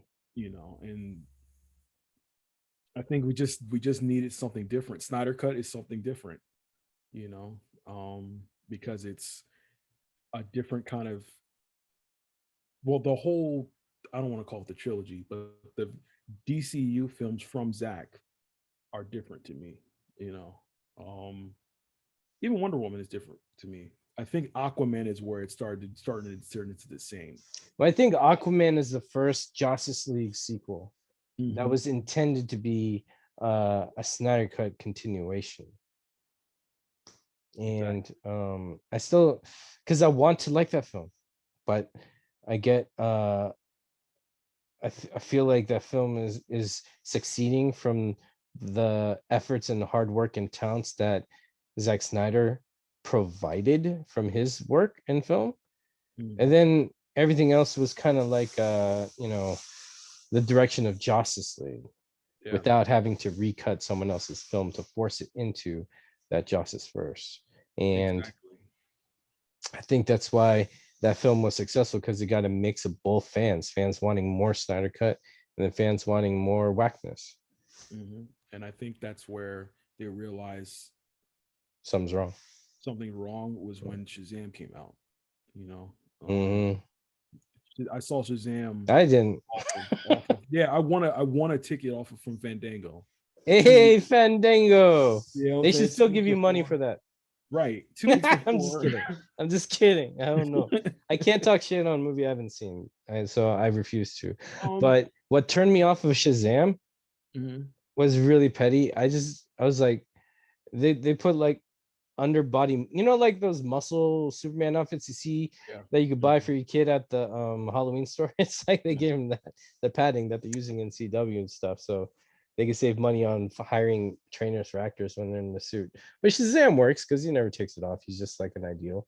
But at the same time, it was just like I wasn't sure about the film. It didn't feel like I was gonna rest a while and wait what other people said. And so far, I haven't really needed or wanted to see it.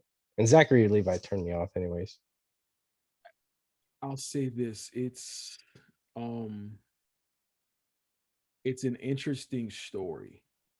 Um, it's just not a good film to me. Well, I heard the first treatment, he was supposed to team up with Superman and Batman, world's finest, at the end. There is a Superman appearance at the end. Yeah, I heard that the head cut. Well, I've seen gifs, the cut off head. That pissed me And off too. That I the took thing that is, it's offensive. like if you can't get Henry Cavill, why do the scene? Mm-hmm. Do something else. Why do this? It's a Shazam film. Do something with Shazam. Link that Black Adam or something. That could have been the ending. But Yeah.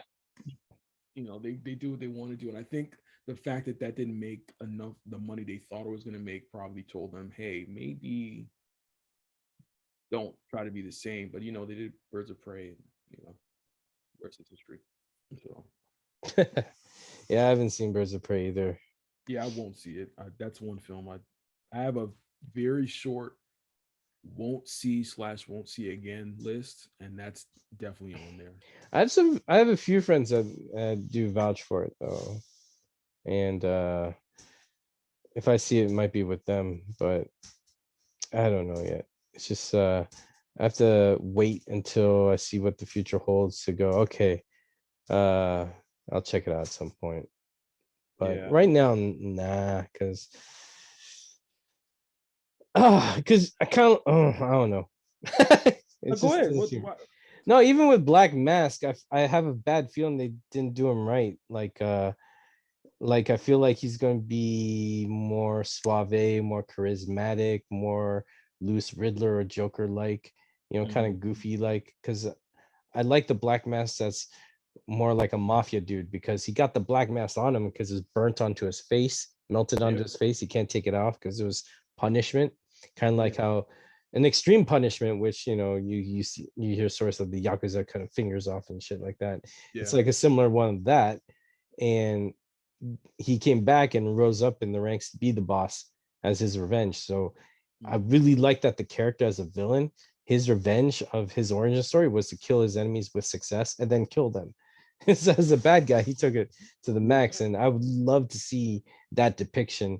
And seeing that they didn't go in that direction already, I'm like, man, these films took away Betty from me. They took away Zack Snyder's Justice League away from me at the time, and they took away uh David Harrison. I was like, man, you guys are taking so much away in the resetting. I think I'll take a break. So I stopped watching those. Yeah. And David Ayers, like, I feel bad for him because I'm like, it would have made the fact that people that were in his film didn't want to do James Gunn film like Will Smith That's was telling. tell yeah, that's very telling to me, you know. because they were all there for the promo of what WB did, but then they don't want to be in James Gunn films, which is very telling. You know, I really hope we see it one day. Um, I don't know what WB wants to do. They don't listen to people like me, apparently. Or Um, me, don't worry. yeah, But I think if they do release it, it'll be sometime soon around the hype for Suicide Squad, or I think they'll release it in around maybe 2024 and up when Hamada is out of there. I think he's there till 2023. So I think when there's new people in there, they'll put out stuff. But also HBO Max, they need more new content. They want new content, and I think if it's an exclusive there too, that wouldn't hurt. Right? And it'd be exactly. easy too. They didn't have to. They wouldn't have to market or do anything because clearly they've proven they don't anyway. So I don't Right. see what's You hard know, on their end. and they're gonna feel it coming up when stuff that people don't want to see keep getting put up on there because that people not happy with their Mortal Kombat stuff is telling too. You know. There's some people who are happy with it too, and some people liked it, and I was surprised Mhm. at who liked it and then because I've seen Tekken the movie. Have you seen that one? UA Ball. The one with the actor from of Shang Tsung from the '95 one. He was Hayachi in Tekken. But yeah, it had that vibe. And that vibe kind of felt like a made for cable movie, kind of green, Yeah. and very green in some areas. And Yeah. even as a martial arts fan, I like martial arts shot in a complementary way, and I felt like they shot it a little bit too far back around it, and it didn't complement it in such that. But I watched it the second time. I was like, this is like a TV series, not a film. But I was expecting a cinematic approach, I guess. Yeah, and that's probably why I didn't see it. Some of the acting came off a little too Sharknado for me, And that's another thing too, because there was that Sharknado run when people were just making movies to make movies. and I think that's something that they like. There's this. I think there's two kinds of film. There's like cinema, and then there's that bubblegum flick. A Either good way to say it could yeah, be. either way, it's like they could do it with drama, action. This is Mhm. a bubblegum flick where it's just there and people like, well, I know it didn't suck, but hey, it was fun. And when you hear that, it's kind of like an excuse card. And if Exactly. that exists, then why go so hard on my boy Snyder's work? It's that, And and then it's like double yeah, standard again. And then I'm like, well, what's going on? I mean, again, I could tell everyone why I don't want to see Birds of Prey or why I'm not comfortable seeing it yet. But if someone wants to pop it on, I'll be all right. Well, I'll sit here and watch it, chilling, no problem. But Mhm. in the end of the day, I'm just gonna like it or not, and I just want to spend time with the films I do like, just anybody else. But I'm not going to tell someone's an idiot and shouldn't exist for making that for liking Birds of Prey or anything. That's the problem because those people go, well, Zack Snyder stuff isn't like Marvel or it's not like this comic book or it's not like Superman Returns. And I was like, why are you going so hard here? It's like I'm just not going to enjoy MCU. I'm not going to tell MCU what to do. I'm going to tell what I wish, but that's it. Exactly. You It's see me just online knocking MCU all the time or at all. yeah, and I think that's where it's too far, and that's where it hurts us. I think that's where I'm partially to blame because there was a time where I was like, the MCU is trash, blah blah blah. Hey, you know what? I'm pretty sure I did that too You know, um, but at one I'm point. not gonna knock someone for liking them. I just don't prefer them. I think that's where it's. But then people see that as attack. You know, you don't like the MCU. Why do you not like the MCU? You're one of those. You know, um, they label you and then they attack you because you don't like WandaVision was kind of like that. You didn't watch WandaVision. What's wrong with you? Oh, you're a Snyder bot. You Yeah, know, yeah, yeah. I've heard that too before. because if you didn't watch The Mandalorian or if you didn't watch The Rise of Skywalker, you were anti-Semite or something like that, and then they link you to Zack Snyder. Mm. Not knowing anything about you, they will just link you to Zack. You know, but me, I just don't prefer them. I I have a certain, I personally am more of a, I love thrillers. Um, I grew up watching, well, the first R-rated film I saw was The Godfather, but I'm like kind of like in the drama suspense stuff, you know. Mm. My sisters got me hooked on those Morgan Freeman, Alice Cross movies, Ooh. they it's a weird mention, but yeah, I watched all those like repeatedly when I was younger. And even they're not really dramas, but those old school Michael Bay films like The Rock, you know, um, those films I like. It was just very fortunate to see comic book films in that as well. You know, Mm. Blade, the Spawn movie. Um, I don't know how many times I've seen that film to count. Um, Even ones that weren't really comic book, they seemed like comic book. Like people don't like Jet Li's The One, but I enjoyed it. Yo, I like Jet Li's the one. And Yeah. did you know that movie was going to be worse? That movie was going to be with Dwayne Johnson, The Rock, instead, with no martial arts, just The Rock trying to take out The Rock. I don't want to see that. Yeah, yeah, No they even had disrespect to The Rock. storyboards. Dude, they Yeah. even had storyboards with him in it. But then they got Jet Li instead, and I think that really made the movie because then Jet Li, my boy Zod Rider, shout out to Zod Rider. He Yeah. he was telling me that Jet Li he's expensive. And for Jet Li, I think that's smart because Mhm. when actors get paid a certain rate that's really high, they have a say in how the film can go as far as filming their participation in it. Mhm. Brad Pitt is the exact same way. He likes a certain shot on his face all the time in almost every film that he's in, and it's always there. And he wants to make sure you can see his emotions. I think there was a shot in Snatch that he was responsible for, where he was like really emotional and crying, where his character's kind of nonchalant the whole time, but he needed that for his satisfaction for the film. So that certain veteran actors, I'm okay with that, and especially with Jet Li coming into Western audiences and cinemas where there's a lot of stigmas on the Asian man. So him being a part of it, he could add uh, input. So his contribution is done well and good, and that seems a little strict, but he's also a team player, so it works out. He's really productive on anything that he's a part of. Because even for um, when he was hanging out with Leah for Romeo Must Die, she actually got him into hip hop. So when you see the soundtrack to Kiss of the Dragon, you see Mhm. the producer on the album is actually Jet Li. So he's like really hands on with his stuff, and that's why the price comes from. And I admire that kind of effort. So the one, shit, man, that movie's pretty legit, because then that's the movie that got Jason Statham interested into doing more action films from then on, because before then he was just an actor. He didn't really do much action. He had Lock, Stock. I think he had that one. I think he did Snatch right before that too. He wasn't really known as an action guy until after he was hanging with Jet Li. So Yeah, because he did like the that movie is transport after pivotal. that. Yeah. Yeah, because I don't, especially with the '90s, kind of early 2000s martial arts movies, I love too. Because Yo, I'm the a fan first of that one, because they were getting it right almost, and then they lost the ball. yeah, because the first one I think I saw was Jackie Chan, Who Am I, which I've been trying to find. Oh, that's only on DVD and somewhere. I know where that. Yeah, I got you. Who Am I was dope. That's a Hong Kong film. Yeah, that those what's his name? Chow Yun Fat films too. Oh, did you see You Hard know, Boiled and like the Killer, Replacement Killers, and all that stuff? Replacement Killers, yeah, is the one I saw.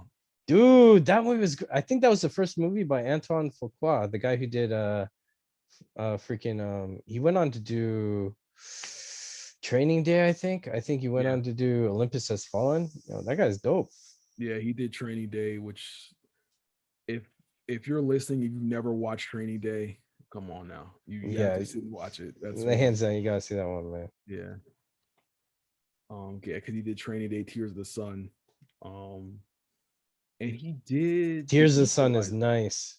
Yeah, he did the Equalizer film, Hmm. if I remember correctly. Yeah, he's a really good action director too. Because his action movies are like, everyone's saying, well, hey, people should get back to the old ways of making films because new ways of films are heavy on green screen. And the ones that are heavy on green screen don't even utilize green screen to the max. Again, props to Zack Snyder. He utilizes green screen so creatively that sometimes you can't tell certain things are green screen. And but with practical effects on set stuff, that's like classical filmmaking that Antoine Fuqua, I think I'm saying his name right, he does very well. And it's used in his films, Yeah, he's a and dope. not a lot of people give him a lot of credit. There's That's not- always those, outlier directors that people don't give credit, but they should. Like, who did Equilibrium with uh what's that's his the name? guy who did Ultraviolet. Yeah, I'm forgetting his name. wasn't a huge fan of Ultraviolet, but Equilibrium I loved. I mean, Yeah, it's popcorn, but it's dope. Like, to me, um, again, it could be popcorn too. Like it's the same thing I say with like Power Rangers, for example. I'm not a fan because I feel it's a Justice League of another property from Japan that shouldn't be a Justice. But the performance of the first actors of Power Rangers, they took it seriously. Like it was corny and stuff, but there was a lot of conviction and care into their acting where it wasn't so surfaced and green and forced as many generations I've noticed over the years Power Ranger actors have been. You know what I mean? It's kind of like, mhm. okay, it is for kids, so we're gonna ham it up and be a little over the top but not really caring. And I don't like that. Like MCU, for example. Popcorn flick, plot hole, whatever. The performance the actors are giving is stellar. Well, Mhm. from what I've seen, my cutoff point, but from what I've seen, they've all been giving a lot of great performances, charismatic, and they took it serious no matter how over the top or crazy the thing is. And I like that approach. And the And that's thing is, something I'm missing every now and then. A exactly. And the commercial, thing is, going on with that MCU thing, the actors and their performances aren't the problem with the films. right? They're doing really well with how they're portraying the characters. In It's fact, I think they're saving them. yeah, it's the writing that is not, Yeah. like the review will start well but then fade off, or not even that. The promo can kill a film too. Mm. You know, I I don't want to get too much into those politics, but I think that's what happened with Captain Marvel and the whole having Brie Larson say white men can see the film, blah blah blah, all that. Oh, really? Yeah, and Wow. um, kind of like this woke culture getting into that. And the funny thing is, the woke culture isn't even in the film. They will use it to promote, but it's not even in the film. So So, for my audiences and just in general, what is your definition of woke culture? um, I usually stay away from labels or using them, but I hear them I in got you. one. Yeah, I got you. A good way to, if you're listening on YouTube, open a new tab and look up Bill Burr SNL monologue or Michelle Wolf feminism monologue. And woke culture that I see it as is overt. What's the word? The word is overtly overtly liberal to a fault, if I could say it that way. Um, a good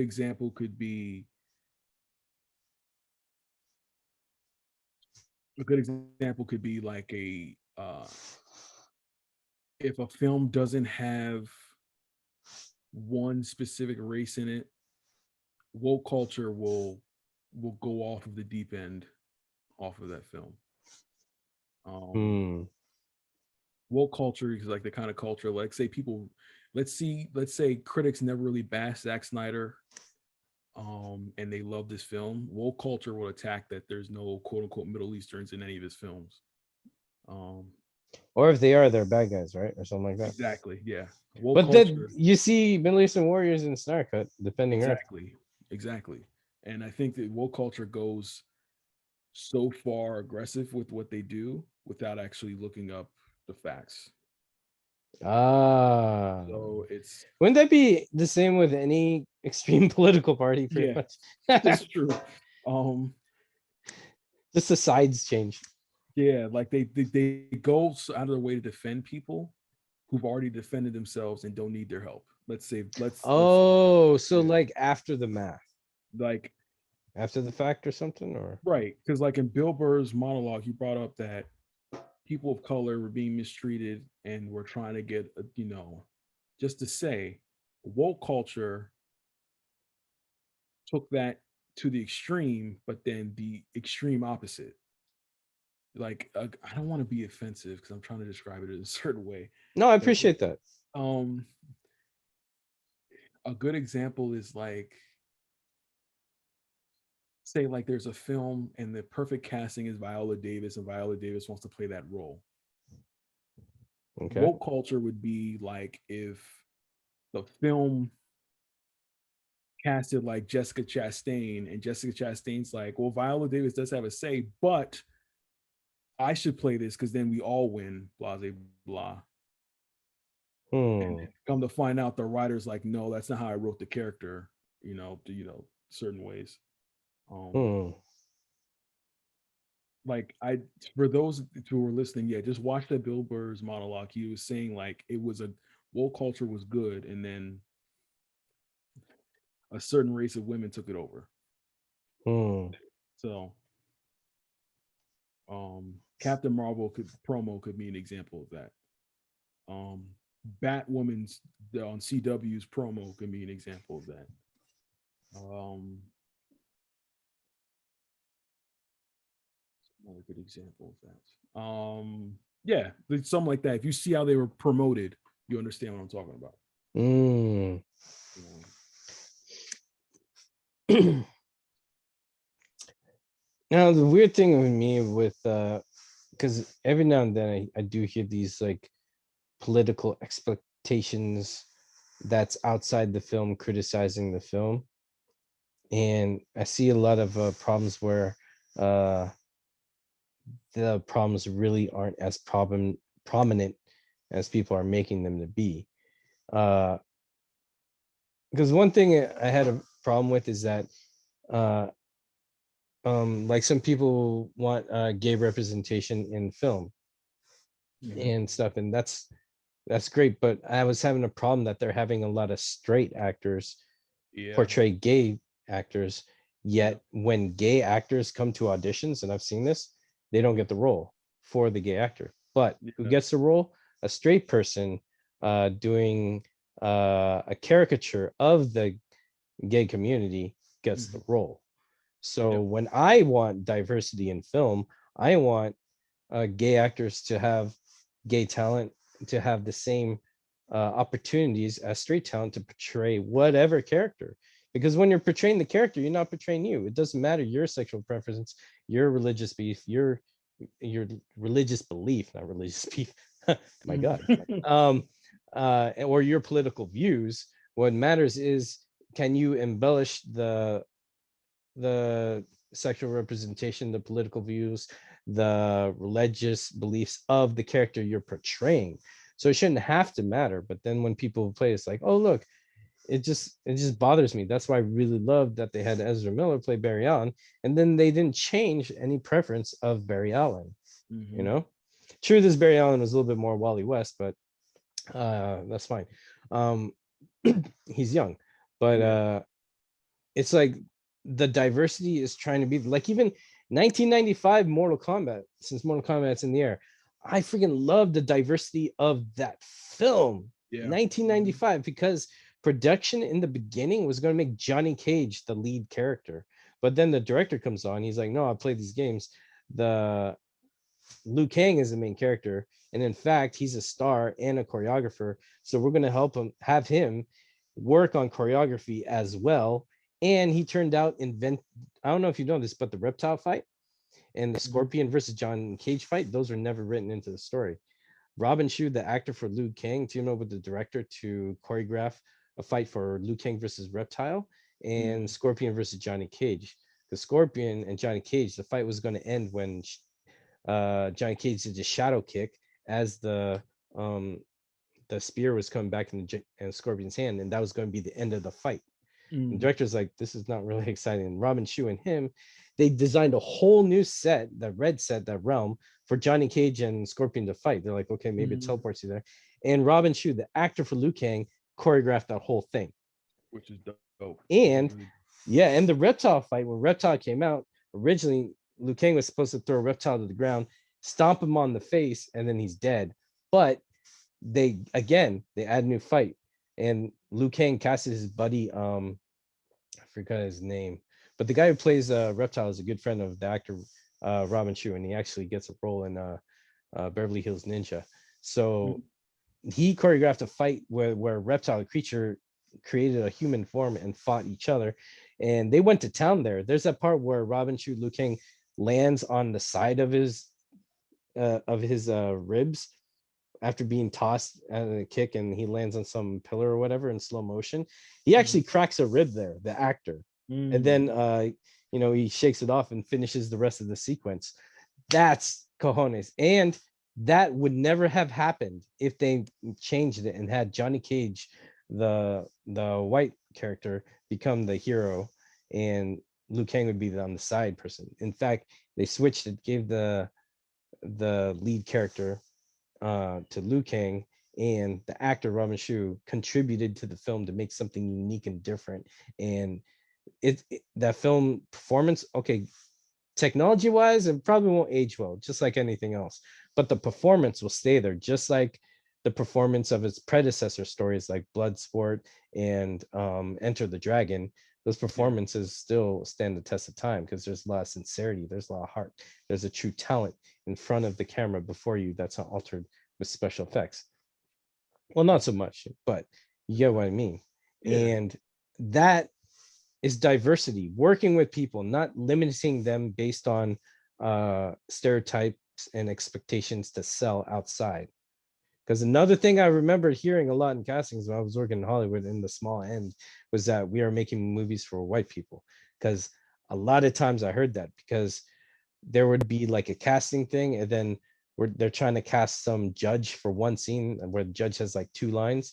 They can't make a decision, and then when they look back at the auditions, like, hey, wait, we have one black actor who's a judge here for the auditions, and we didn't cast any black representation in our movie, so let's just cast him just to fill that spot. And then that's how that guy gets a job, not on his talent, just because they could fill that void.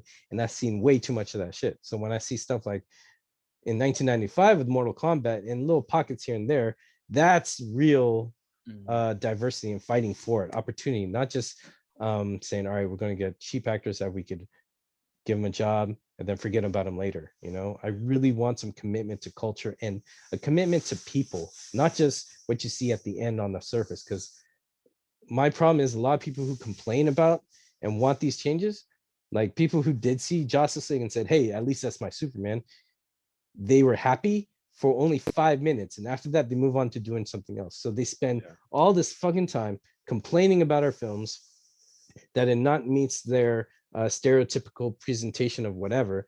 Then it's force fed on the surface, and then when they get what they want, they don't even spend time with it, they just move on to something else anyways, and they didn't even invest anything into it, so there's no payoff. We were with this films, we celebrate them, we talk about them, and in hopes that we get more of this, because this is where the inspiration is. So we want more of this, we want more diversity and opportunities for everybody, and I feel it's always been there. I just feel that the politics of people just trying to do something else, I can't put my finger on it, I'm trying to figure it out. So when I hear all these stories from what other people are seeing, I don't know, hopefully we can figure it out, man. I forgot where I was going with that, but then I this is think your show, you're my guest. I Oh think it's man, you got me fired up. I think it's just like it's you got to boil it down to what's the purpose. Like a lot of these studios just do it for money. Money makes the work. If it don't make dollars, it don't make sense. So they try to go for where they think the money's coming from, and then that could go back to our Disney conversation. And I don't Disney's think the money's making coming from us. It's coming from where they're selling the films to true make money to elsewhere, I think, bro. exactly, and I It's think they made so much of it. mm, Others are people are like, well, then this is the gateway because who mm, was asking for a Star Wars reboot? in years from now, because the prequels did make money, and then these Marvel MCU films are making money, and we're like, oh, we have the rights. Why don't we make a Star Wars film? Mm. And you see how that turned out. I did like Rogue One though. The best of the newer films. I think it's the Uh, best one. no, it's weird. I did like Force Awakens. I thought it was going in a great direction, but um, apparently Finn was supposed to have a stronger role than they. Here's another thing with Finn, because when you talk looking at where Jason Boyega is coming from and how he's like fought for certain groups and all that, and what he said about production, how he's caring about it, he has more to say about it. But we've seen a change in him since we saw a change in the usage of Finn's character. I really believe Finn, from what I've been hearing, he was going to be a more prominent role. But you see in marketing overseas, they've even cut him out because he was the black character and they couldn't market that, you know? And Like some posters to the east, he was completely cut out. And yes, I'm like, okay, are these investors now saying we don't want to see a lot of black people in this? No, at least have them on the side where they belong, blah blah blah. And they're like, okay, we'll give that to you. And uh it just it just bothers me because it's like, okay, the representation's there, but they're limiting the potential of using the person based on their representation. It's like a fabrication. It's like, okay, we're giving you diversity, but they're not actually embracing diversity mm, in the making yeah. of it. It's just And it's stressful trying to figure out why that's an issue. it goes back into the woke culture stuff. Um, Really? yes, because it doesn't because when Kathleen Kennedy wore that shirt said the force is female, you knew where the story was going, but we didn't realize how far it would go to cut other people out. See, Like that's the thing where it's a problem. That's where I feel the problem is. So I'm cool with more female heroes, man. That's mm, dope. But here's the thing: is I feel like the corporate society that wants to put women down and wants to put people of color down, or doesn't want to, lift them up. mhm, I feel like they because it seems like they are only doing it so much that they can handle, in a sense we're like, whoa, we can only have one, not both. I was like, well, why not bring up the women and the people of color all together, mhm, why is it one and not the other, why is it mhm. one at a time, not everybody?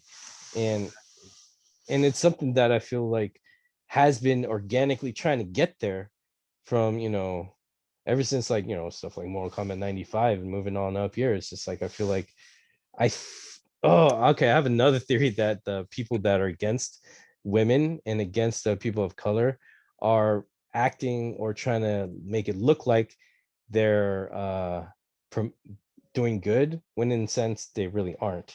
And it sounds more political than ever when I say that. But that's a vibe I get sometimes. It, to me, I think it's just mostly um old. I don't want to call them old heads, but the old guard is still kind of in control.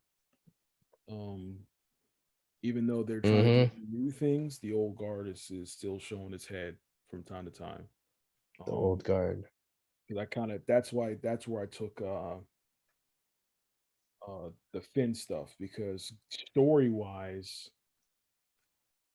especially for if you love getting money from the fans that have been there long term, if you're looking at story wise as a character like Finn, you have a pretty much like a black Kyle Katarn staring at you in the face. Right. Because Kyle Um, Katarn, you play the game, he figured out the force. exactly, and he It's was a natural. former Imperial, and Mm-hmm. so you got a former Imperial who can turn into a Jedi. You got a great story going Right? for you, but That's what I saw. I was hoping for. I was like, oh shoot, this Kyle Katarn as Finn. What? exactly, even if you wanted to big up Ray, you could still have that story, but they instead bigged up Ray, but then demeaned him. Uh, Rose Tico, who played her? Forgot her name now. Asian lady. Um, Oh, I know who you're talking about. yeah, they. dumb down her character, but it just seemed like if you want to do a certain kind of way of storytelling, that's fine, but then don't demean other characters in the process of the Mm-hmm. culture process, you know. Because I was figuring how Ray was coming up with the Force all nicely, and then Finn was coming up with the Force on that all, you know, how it was coming to them. Fast forward to the Rise of Skywalker, Mhm. which I don't know. I saw that as a Resident Evil movie, like it was just so far off. It was just okay. I took that as bubblegum popcorn. I was like, hey, this movie's kind of fun, So I watched it. I guilty pleasure. I do like that film, but I don't feel it's like a Star Wars film. I feel like it's like the best fan fiction film by cosplayers. But it is harsh. A fan But service. I think it's great though. Mhm. But not Star. It's weird. It's not okay. But yeah. I But understand. Yeah. there's a part in it where the Emperor looked at both Ray and what's his name, Kylo, Mhm. and he says, "Whoa, these are two." He called them something where they were two that shared in the energy of the Force, and he said it Mhm. was rare. And I can't help but think that that moment was supposed to be Finn and Ray fighting the Emperor. And he says, "Whoa, this is anomaly, two who are naturally gifted with the Force, whatever." And that would make sense on Mhm. why when Finn was getting closer to Rey that he turned more to the light side and wasn't a stormtrooper killing people. And because then it would make sense because they were naturally drawn together by the Force to probably bring the Force back. And because then the whole fight with him picking up the lightsaber and fighting Kylo would make more sense. It was like he was destined to do it. And But that's not an easy feat to fight somebody, a Sith. It's not an easy feat. mm-hmm. And my whole thing on it was, I remember after that film came out, there was this YouTube video. This guy was trying to spin that Finn was already force sensitive in the first film because of the similarities to Lucas' older works and certain shots in the film, which Right? made sense. Yeah. And then the second film turned it on its head. That Finn is just really a lackey. He's the Han Solo, but not the Han Solo. Right. And he just wants to get the hell out of there. Like it Exactly. was in the very beginning. And that made me feel bad because I was like on our boy Finn. Mm-hmm. Because I saw Attack the Block. I love Jason Dope Boyega movie. from that, dude. Dope That movie. Yeah. movie's sick, dude. But yeah, it's just like I can't help but feel like that movie failed, or it like gave limited diverse representation. It's like it's like they get to a point where it's like, whoa, they could go somewhere they haven't gone before, then they just backstep a bit. They're like, well, no, we're gonna do this. Yeah, it's like, no, we're gonna go back to playing safe. Yeah, we're gonna be that company. We're gonna Yeah, I don't know. I see the sequel Star Wars trilogy as like an alternate universe. and a lot of fans do. Like I read the Yeah. and played the old video games. I won't see episode 9. Um, Oh, you don't haven't seen it? I won't see it. That's Sorry, I another. spoiled something. No. Oh, don't you don't have to. Guys already I seen didn't realize. Oh spoilers. my god, my Yeah. bad. I so No, thought you because saw it. remember the script leaked. So I was like, yeah, Oh, it did. Oh, yeah. And yeah. there's no reason for me to see it. Because I just don't explain. I just don't understand how the Death Star blew up. We all watched it blow up. How's Palpatine still alive? Hmm.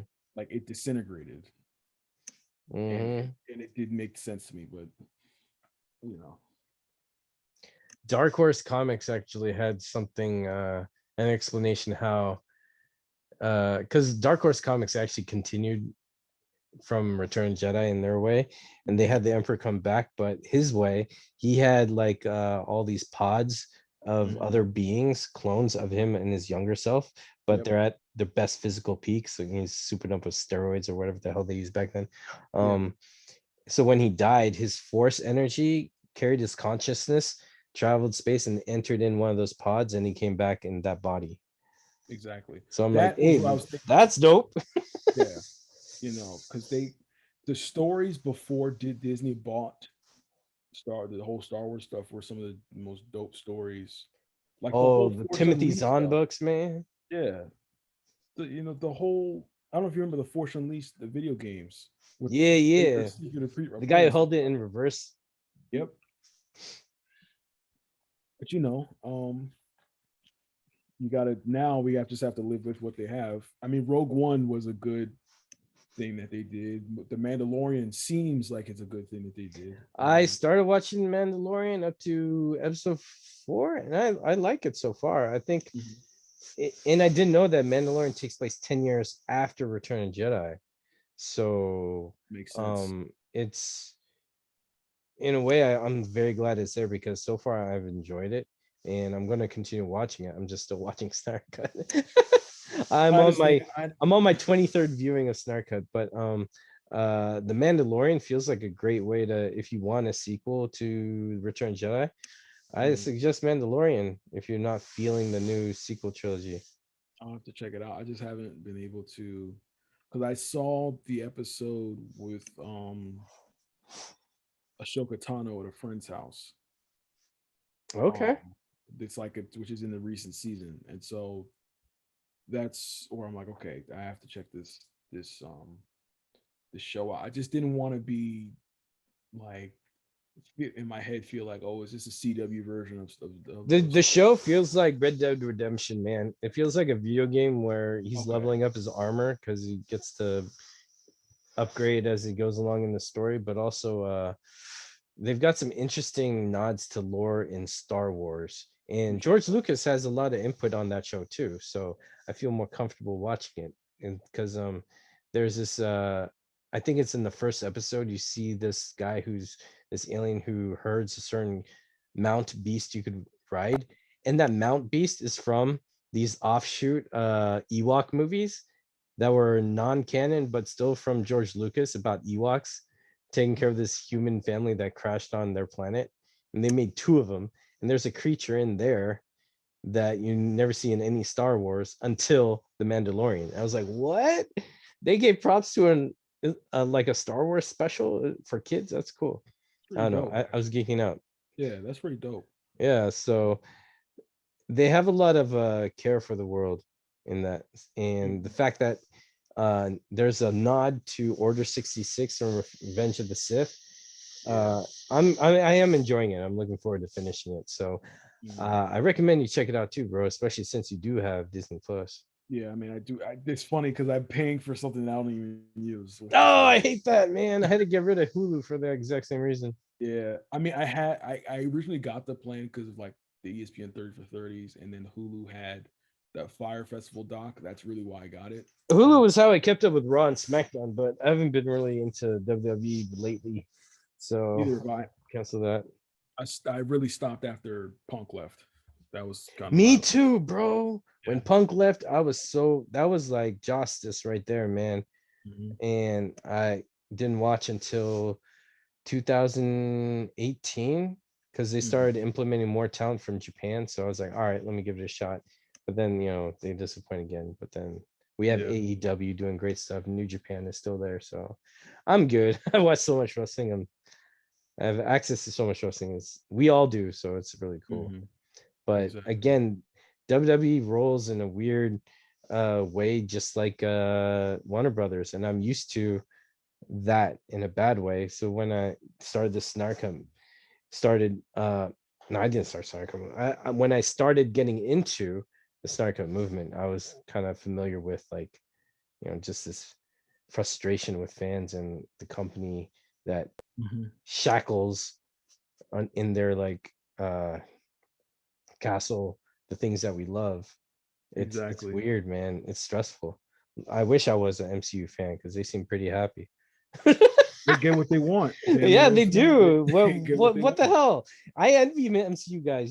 I'm not hating any of you. I'm happy y'all are happy and got what you want. I'm like, can we have some from our own camp? It's like Yeah, our own because camp don't I'm even waiting for like the us. I'm We're waiting for toxic, the apparently. right. I'm waiting for the shoe to drop and them telling you, oh no, we're gonna renew all the Netflix shows. I'm waiting for that moment where they're like, oh yeah, we're gonna all those shows are gonna be on Disney Plus now. We're gonna do season Oh, 3, 4. I'm like, yeah, I'm waiting for them to do that because they get dang. what they want. Yeah. But but but Warner Brothers is like, let's do the exact opposite of what you guys want. Let's you like the Snyder cut? Okay, cool. But let's actually do Frosty the Snowman. You know, Oh man. I don't even think that's a real film. I think they just use that as a distraction. Yeah, I hear it all the time. I don't even know what it is. I mean, I know Frosty the Snowman. I saw Rudolph the Red-Nosed Reindeer, the You just don't claymation know. one. But if it's a I know real my film, Frosty. They can't top yeah. that Frosty. So- And if they do, how dare they? right. Like why? People need to see it.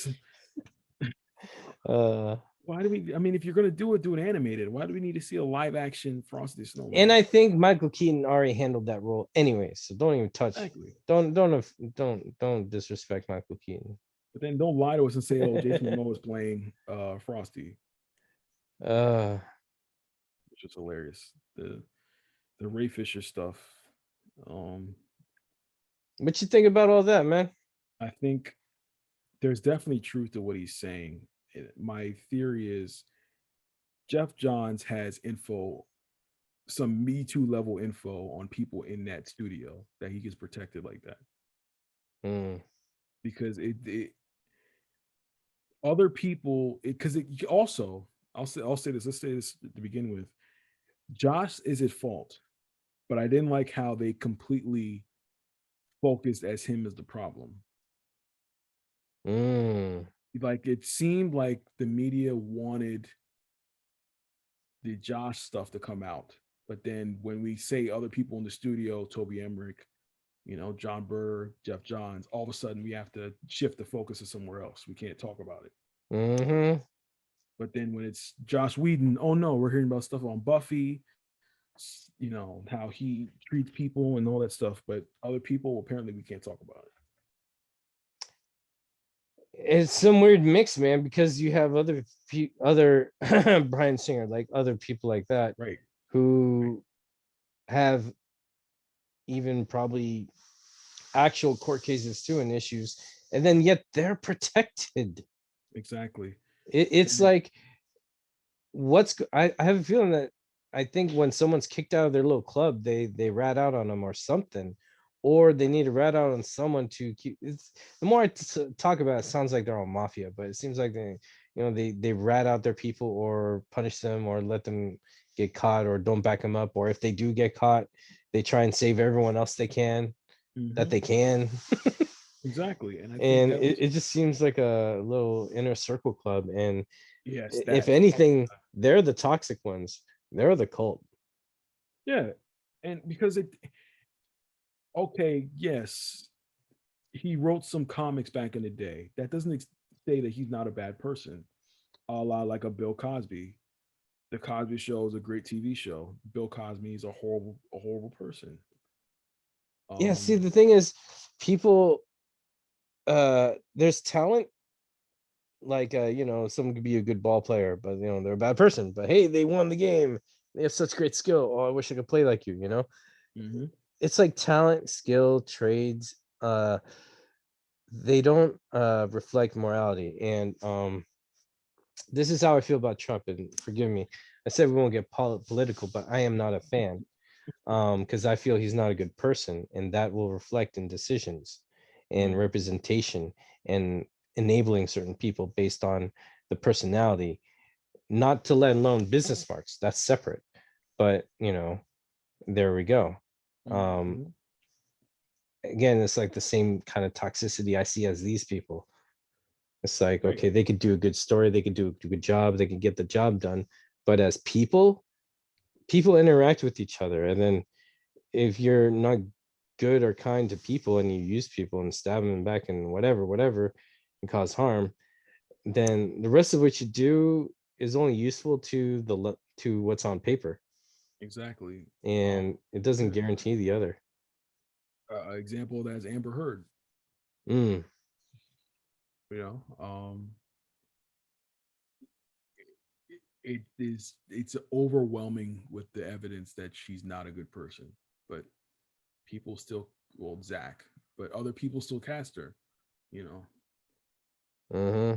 and it I think it's just that's where I don't want to say this, but that's where it goes back to the money. They're gonna make money off of a name. Uh-huh. Hey, this person's gonna be in the film. People are like, oh, really? Well, maybe let's check it out. It's like if anybody casted, unfortunately, Kevin Spacey now, you Mm. know, if he got a casting role anytime soon, people are going to see it because, oh, it's Kevin Spacey after the allegations. Sure, I'm gonna check it out. Right. So I think that's what it boils down to. But with Hollywood, it kind of goes back into with me and the music stuff. Hollywood is Hollywood. It has its stuff. I'll focus on what I like and what I want to look into, and then the other stuff can be somewhere else. I think that's what it is with me. Um, Mm. I'm like if it gets to a certain point where I don't like something, I'm not gonna really pay any attention to it fully. You know, early on, it was like when the whole fanfare, at least when growing up, was with the Twilight films. I'm not seeing those. I don't need to speak, you know what I'm saying? I don't need to speak on those at all. No, I can't hate him because I haven't seen any of them. I just You know a know what I'm lot of people saying? like him, and I hear they're kind of romancy, cheesy, or how what everyone has described to me. It sounds like a soap opera with vampire action, which could be Exactly. cool. If I was to watch the soap opera, then hell, I'll do that. Um, but I already have an idea what it is, and I'm like, nah, I'm good. And I'm not saying that ignorant there or I'm against it. I'm just like, I don't nah. need to see it. Yeah. It's not my it's not for people use this in music a lot. It's not for me. Like Mm-hmm. a lot of the who's hot now, the new artists, it's not for me. Mm-hmm. You know, Right. like people talk about Lil Nas X and Playboy Cardi and stuff like that. I've heard some of their stuff, but it's just not for me. Mm. It's just not for me. It's not. I'm not saying they're bad. It's just not something I want to listen to. So I don't like with making music. Mm. I make hip hop. I've never really tried other genres. They're not for me creatively. I don't know how I could be able to manage. Like I've always enjoyed like chill step and drum and bass, but I couldn't see myself making it. Mm. So um, I attempted a kind of like Zimmer cinematic track some months ago. Um, it's never going to see a light of day, unfortunately. Um, Oh. goes into some stuff we had for the movement, Mm. if you get me. So, Gotcha. um, but I'm not saying that's something I want to do because it's just not for me. Creatively, I'm stuck in hip hop. I love everything about hip hop. Like I really do everything about hip hop. So that's where my focal point is. Oh No yeah. matter where the source is, I love all hip hop. So it's just not. I don't see myself making any other genre. I could try to, but it's just not for me. So Nice. No, that makes sense. I wonder. I think we're all the same with all arts that we enjoy and spend time in, And mhm. um another thing is I find it weird how some people or how some okay, wait, how do I want to say this? What I like about people who really, really like something, Mhm. I try to pay a lot of attention to as opposed to someone who really, really spends their time on what they don't like.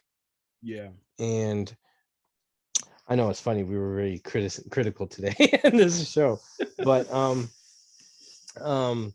I think that's just the reflection of the week. But yeah, I just feel like sometimes there are some people who pay more attention to what they don't like, Mhm. and I think the people who really go into detail what they love and why they love, I feel like they have like really good insight, because usually you could tell if someone likes something. How did they like it? Do they like it because like what we said earlier? It's like, well, it wasn't Braveheart, but it was fun. Then you know Mhm. how much they liked it and how they liked it, Mhm. and you could take that more productively. It was like, oh well, then in that case, that's not how I like things. It gives me an idea of how much they liked it, so it gives you an idea of how much you might like it, Yeah. as opposed to someone who's like, so and so doesn't get the character, da, da, da, da, da, da. But it's nothing really substantial. It's just like an kind of like an insulting criticism, and then you watch it and you find out, oh, they were a little right or they were completely wrong. You Yep. know, it's like I feel the negative gets more precedent over I feel like the haters get more precedent over the lovers sometimes. Oh, of And I course, feel yeah. people love things in spite of what they hate. Of course, Therefore, you they could, don't see yeah. some problems here, or I don't know. I mean, um, I'll give you a good example. You can use that in hip hop. Um, there was a show some years ago on the internet called Everyday Struggle, and so what they did was they put kind of a newer personality in hip hop against, not against, but in debate with the older personality. People focus too much on the negative because they thought, oh, the older person, Joe Button, was like too negative because he doesn't like new acts and things like that.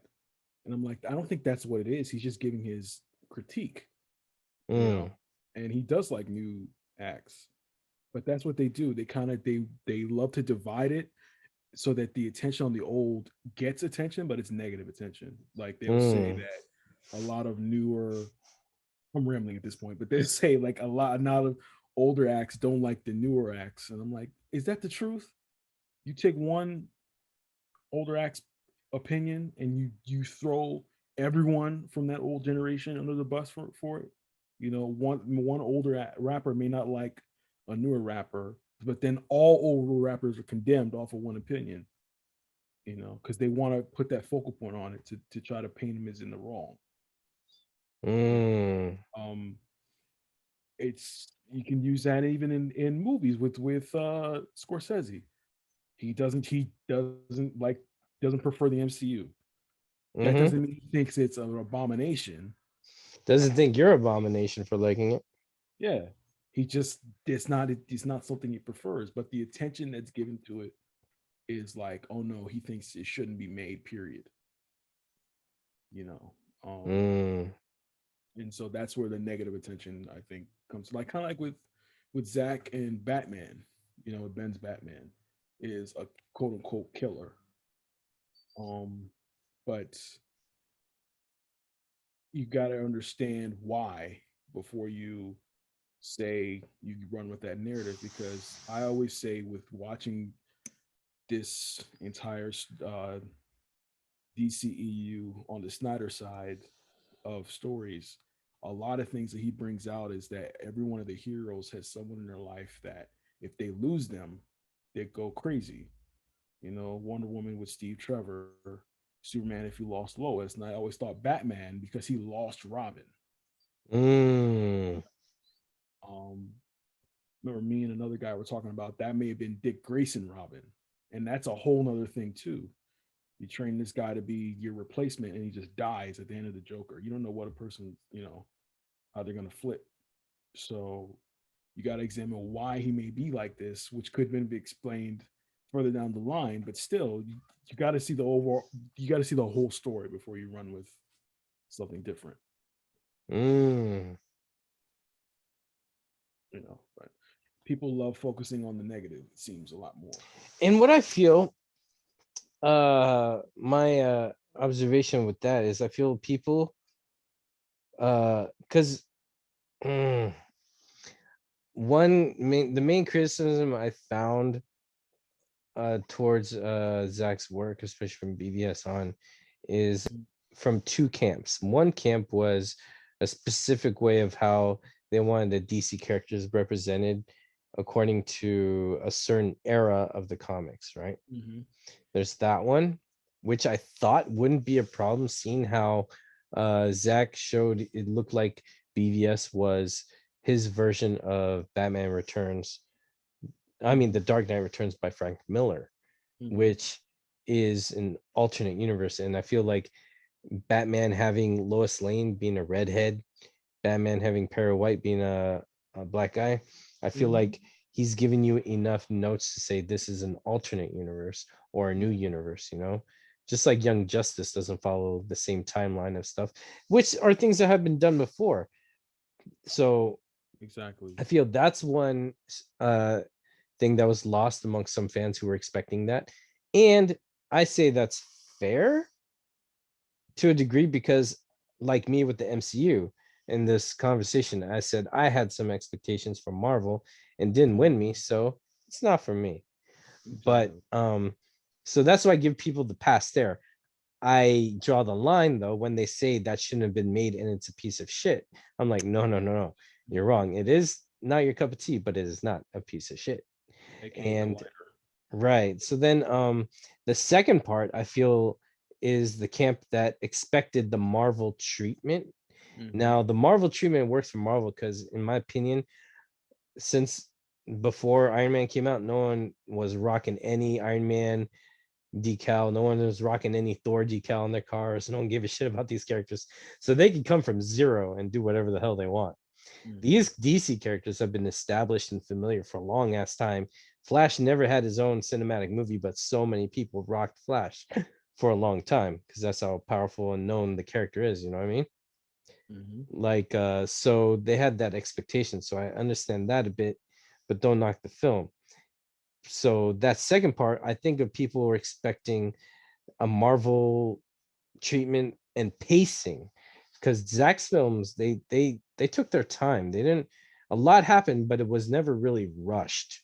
You know, there was a patience to it, a build, and I appreciated that patience. And in fact, I think his films hurt when Warner Brothers got impatient. And then after BBS, I feel they got even more impatient. They wanted to get to that arc of all those that kind of anyone can do whatever they want, but you could do that when the story is over. I feel like they really wanted to rush to the end and not really invest in time it took to get there, which the MCU did with those first four films of those heroes. Mm-hmm. And Exactly. I feel those are the two problems. And I think what I thought would have been the fix would have been, at least for DC, is them viewing something where they don't pay attention to those problems. Like the Joker does what it does, Hmm. and then it people look at them nice and things like that. But then at the same token, they're going to tell you, "Oh no, we're not going to really, we don't really care," you know, because I feel like they love those arguments from people who wanted the Marvel treatment and wanted, the Marvel fanfare. I feel like WB loves that people are wanting that because they want to be like Marvel, you know. Mm. Um, which you don't really need to be like Marvel. It's like everyone. A good way I can say it is, um, kind of like in this new wave of hip hop. I don't know if you're familiar with a guy Bryson Tiller. Nope. Sorry. I don't know. Who's Bryson Tiller? It's like an R&B artist that came out kind of like in the mid 2014, 2015 era. Okay. And then so many replicants of him. Similar with Drake. Drake comes out. There's so many people who wants to be like that. Just be yourself. Mm. You don't really need to be kind of like, there was so many mumble rappers. Just do something, do your own thing. You don't have to actually be like the most successful, because their success is just how they work. You may not work the same way as they do. You may want the same result, but you may not have the same work ethic.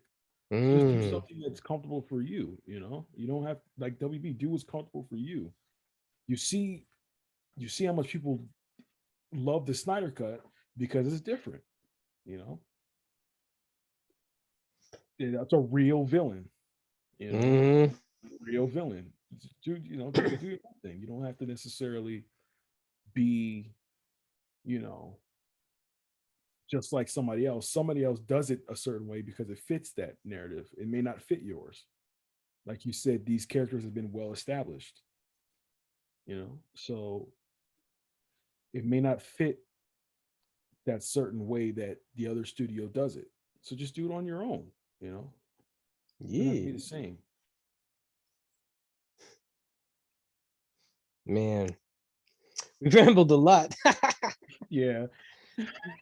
But hey, I'm rusty too from my show. I haven't done this in a while because Mhm. I planned to take time off and watch Snarka when it came out. Man, 4 years of stress. So I think I want to end this with talking about the Snyder Cut. Let's do some positive stuff. Cool. Like, Go. man, when did you start getting into the Snyder Cut? Because you've been supporting it for a long time, man. You know what, the movement? Yeah. I think it was after those fan edits came out. You remember when the people were doing those kind of fan cuts of Justice League? Yeah, that's how I Yeah. watched Justice League. I had like the assembled cut. That was honestly my favorite one. Another one came out after it, but I've been watching assembled cut a bunch. Forgot the name of one of them, but it started with the history lesson first. Ooh. And then it also had um Jonathan Kent's monologue from Man of Steel in the deleted scene they added with Superman walking through the ship, Oh wow. which was pretty dope. That I think it was like the Ultimate Fan. I forgot the name of it, but it was that was the one I liked. And then that's when I started hearing about, well, there was another version of the film. You know, started paying attention on to like some YouTubers that were talking about it. And I guess I linked up on Twitter and met other people, and then that's how I met Peely. And then Peely invited me on the podcast, and then the rest is history. Nice. You know, met some great people through Because that. I met you in the chat rooms. That's Yeah. how I remember. Mm-hmm. Remember, I met you, Jeff, Will, you know, Brian, 44. So many people, man. So many people, which was dope, you know. Yeah, man. It's kind of like we had our own like there's an attack that came. I'm not coming, Bruce. It's already here. It's Justice League. Oh shit. Gotta do something. Yeah, exactly. But it would, but I remember because we all celebrated when it was announced, when Snyder showed the poster, and I was like, wow, this is, you know, that we got this accomplished is crazy. Mm. I still remember that day. I was watching it on my computer. I was chilling. Um, and then Henry came on. I said, okay, something's coming because you just don't bring Henry Cavill onto a Zoom call like that. And then all the fans came on, and then I was like, something's coming. And then he showed the poster. Hey, man, that was amazing. I remember I was at work that day, right? Mhm. It was a Tuesday or a Monday. No, it was a Tuesday, I believe. Can't remember.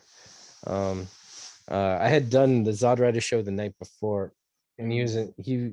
I had a feeling it was going to be announced, and the way Zod was talking to me, it was going to be announced, but I didn't want to give for sure because my heart's been broken way too much in this movement. And I'm old, I'm brittle, I can only handle so much. So, true story. So, I was just at work, and my boy Rob Carlin, the former champion, he Man. I love Rob Carlin. He was recording the whole thing on his phone for me, so I didn't miss a thing, and he sent it to me through WhatsApp. I love that guy. And Dr. Meme Hatton, he actually he texted me through I forgot which app, but he hit me up saying, "Yo, it's coming out. Zack said so." And then I just remembered, my heart flipped. I was shaky. I was excited. Man, that feeling. Yeah, because as the fans came in on the stream, and they were talking about it, I said something's got to be coming. And she has so many fans on here. Yeah. Cavill, and the moment he showed the poster, my brother was in the basement. I ran to him, was like, "Bro, it's coming out." It's like, "What?" It's like, "It's coming out." And he started screaming, and I was like, "Dude, it's the poster. It's coming out." And I immediately ran to Twitter. I was like, seeing everyone's like, "Dude, did you hear it?" I'm like, "Yeah, it's coming out." That's when I was like, "Okay, this is amazing. This is an amazing movement that we really worked this hard, and this film was coming Oh out." man. You know, because the whole campaigns that everyone was doing, that November 17th day was crazy. Oh man. That day was crazy because I was like sleep, and my phone went off. He was like, "Did you see Ben Affleck's Twitter?" And I was like, "What are you talking about?" I looked at it, and he tweeted a hashtag. I was like, "That is crazy." Yeah, man. My uncle, he's gonna go back to Sri Lanka in a month.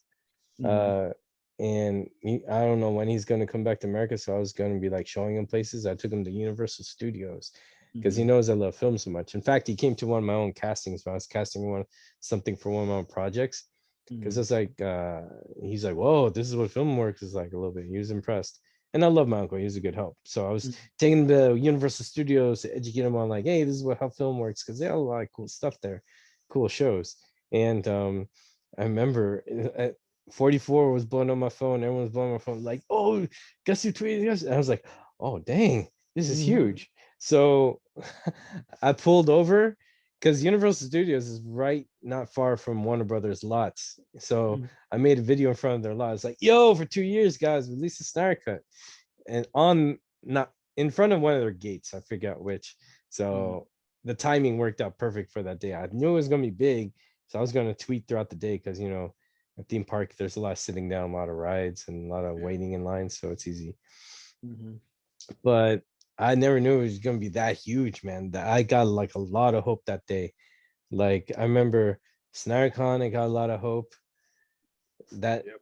that day we got a lot of hope, and it's like there's a lot of wins and hopes that got us to this part. That's because everything we talked about, bro, is like all the stress and negativity and issues that get convoluted in trying to make an artistic expression happen. Mhm. That is what we True. want and what the director wants. It's just that there's all this studio media corporate bullshit, pretentious, shallow, anything greedy is like in the way from the storyteller and us, and we're just trying to communicate to each other. It's almost like a tragic romance. You're holding one lover back from the other, like, no, I need Right. you. Or so, it's like, why does that have to be, man? It's so painful. And Exactly. oh, it's just like, and then that relief. So then when this film came out, man, my channel, everything's been quiet. I've just been watching this a bunch. Yeah, because I think everyone is trying Oh, to still soak it in. And I was telling myself, I know there's going to be a lot of video essays about certain theme elements. Like Real Analysis is one guy I follow that does a lot of film essays about like Zach. And I'm waiting for those channels to start, telling us like this maybe the science behind Cyborg or certain things in the film of elements in the film and kind of give, their interpretation. Because that's what I love about this movement, because we all find different interpretations with yo, I'm certain gonna things. start doing videos. In fact, this episode of my podcast is the first of the return of Kojay There you since go. Snarka coming out. Mm-hmm. Exactly. There you go. Hey, I'm myself trying to analyze the film with certain things like I didn't me too, man. see. Like, Shoot. like What? I noticed the other day, Yeah, Flash, what's when up? he's doing the Fleet Force, you notice that his lightning is hitting all the lights on that street, Mm-hmm. and I was like, attention to detail, man. Yeah, and also when he was okay, the another cool thing about the Snarka, because I'm gonna dissect the whole movie as like some commentary track. I'm gonna figure it out some video. Mm-hmm. But a thing I really love why there's so much slow motion in the film is because slow motion is a sense of altering time to Mm-hmm. tell a moment in the story. But with this case, uh, Flash, that's actually part of his world. It's not really slow motion to tell the story anymore. It's actually a different realm that some of these characters can tap into. Case Mm-hmm. in point, we got Wonder Woman when the guy was shooting at the hostages. Exactly. Boom, in slow motion, and you see Wonder Woman can see the bullet as it's moving. So we see Wonder Woman in, let's call it bullet time. Mm-hmm. She's in the bullet time. So we could see how fast she can see and react in bullet time. And then therefore that's why she's able to block all those bullets, which makes more Exactly. sense. She can move at bullet speed, which Mm-hmm. is accurate. So then the speed keeps moving forward. Next bullet time speed, we see uh Batman throw his batarang at Flash. And Mm-hmm. we're safe to say that Batman can throw it at bullet time speed, right? So Yeah. Flash taps into the Speed Force and bullet time speed his way, and to him, he's moving normally in Mm-hmm. the same speed as Diana, but we see Diana when she's moving, she's also moving a little bit slow. So she can move at the speed of bullet speed, but it's not as normal for her to move around. As Flash, he just moved his head around in bullet speed, no problem, and picked it up, no problem, like he was in normal speed. So that shows you a precedent, a comparison of bullet speed between Wonder Woman speed and Flash speed. Now, fast forward, it progresses even more. We see Flash going fast as possible to charge the box, right? So fast that time stops, and then Flash is still going faster. So what's faster than time stop, but time moving backwards? So it's Exactly. like he's going faster and faster to even one shot in the movie is so beautiful. You can see electricity go around his eyeball from under the eyelid. Like his whole being is in touch with the speed force to draw this energy. So I think he actually emits and draws out energy at the same time. Then fast forward to the ending when the bomb goes off, the bomb that would pretty much it's a nuke. The mother box is actually I didn't realize it. They didn't because in Justice League it created this weird organic perverted tentacle monster hentai thing going around the world. Right. You know, that's just how Joss Whedon thinks. He's like, Yeah, yes, I want hentai tentacles all over the world. That'll sprout flowers, and the Justice League will get high off of them and say it's beautiful. So and do that's Justice League, right? right. But for Snyder Cut, the mother boxes were actually like a bomb that would engulf the entire planet, wipe life off. And you, if you're not protected by the mother boxes, it's just death. And because I think Steppenwolf was protected by the mud boxes, that's why his eyes are blue. Again, cosmic energy. That's the blue color of Snyder's universe. So then you see a nuke, a space nuke happen, and Flash is faster than that. That he could phase through the energy, be safe. So then he moves even faster from charging the mother box Right. to the point where everything reverses even more. So it's like this, and but then also backtracking, he goes into his speed force and you see Superman move at bullet speed, but a little bit faster than Diana. Again, that's the same thing.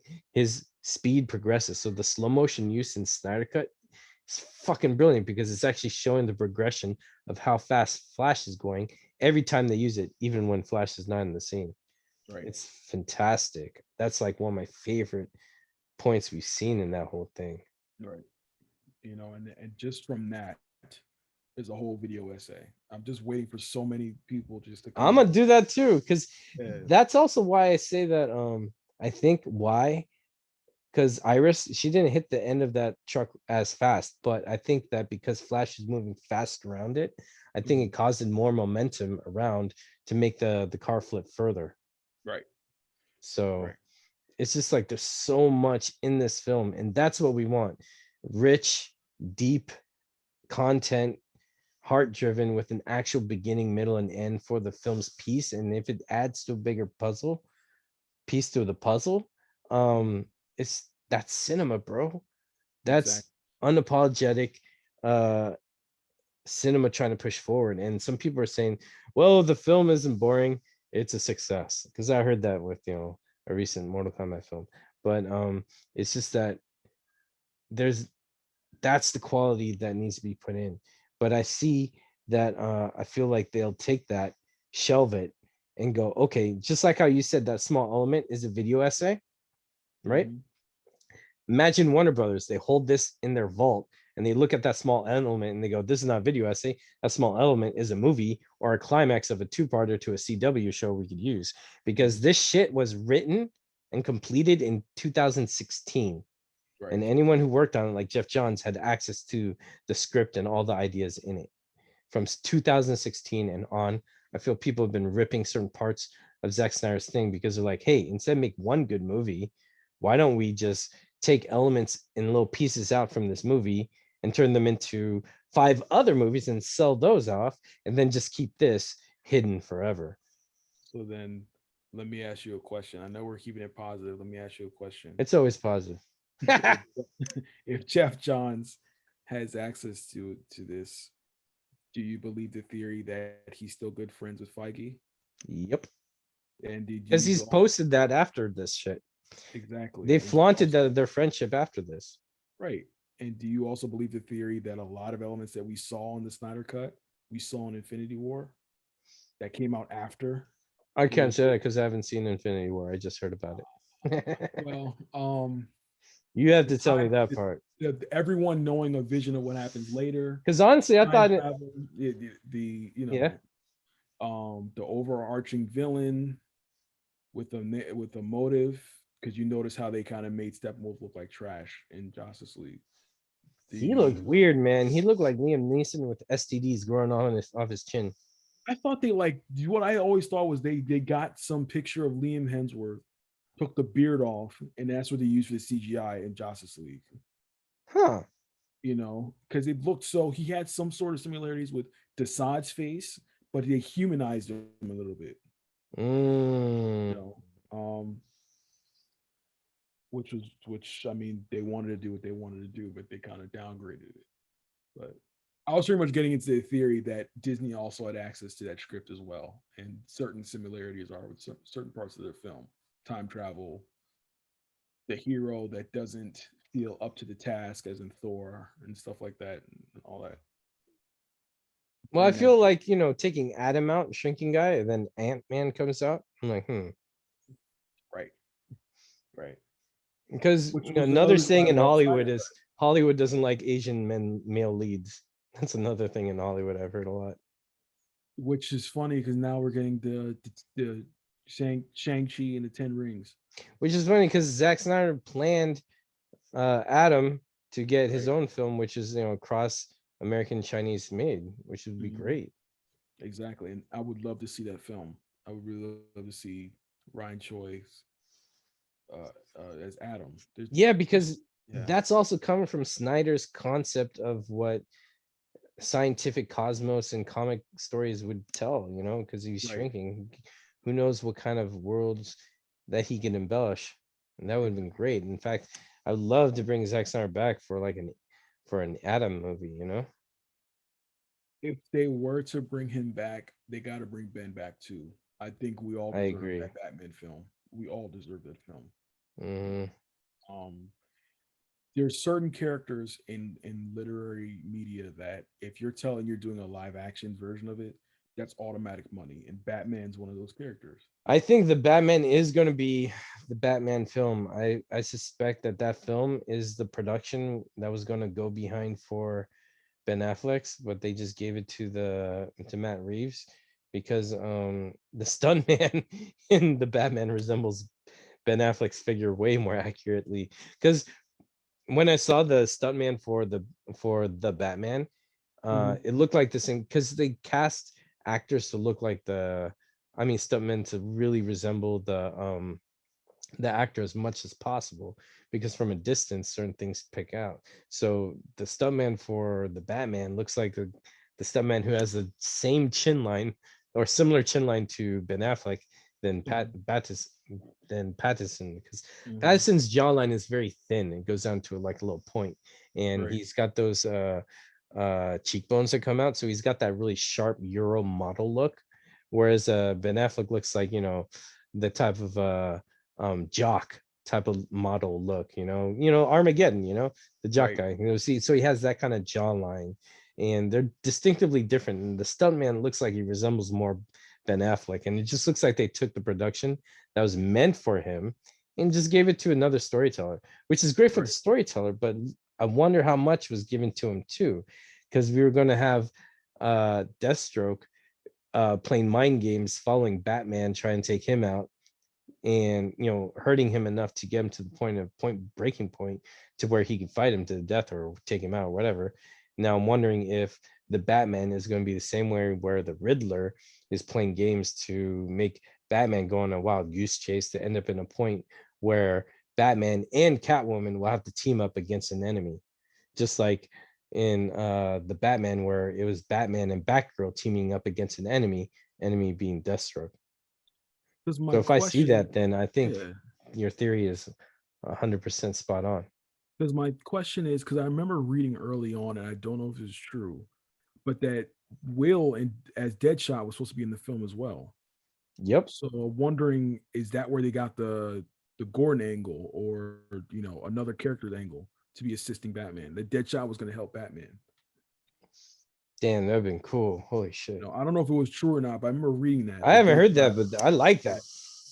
that Deadshot was supposed to be in the film. Kind of another deal with him staying with his daughter from Suicide Squad. Mm, And I don't know if it was true or not, but I would love to see that. dude, that'd be great. I Because really liked it's Will rare. Smith as Deadshot. It's rare to see that many heavy hitters in a film like that. To have Will and Ben who could be argue over who's top billing to be in a film like that. Damn, that could But be I mean, we'll cool. see what happens. We got for right now. I'm enjoying the Snyder Cut. I've been watching. Oh, I mean to watch that Invincible show.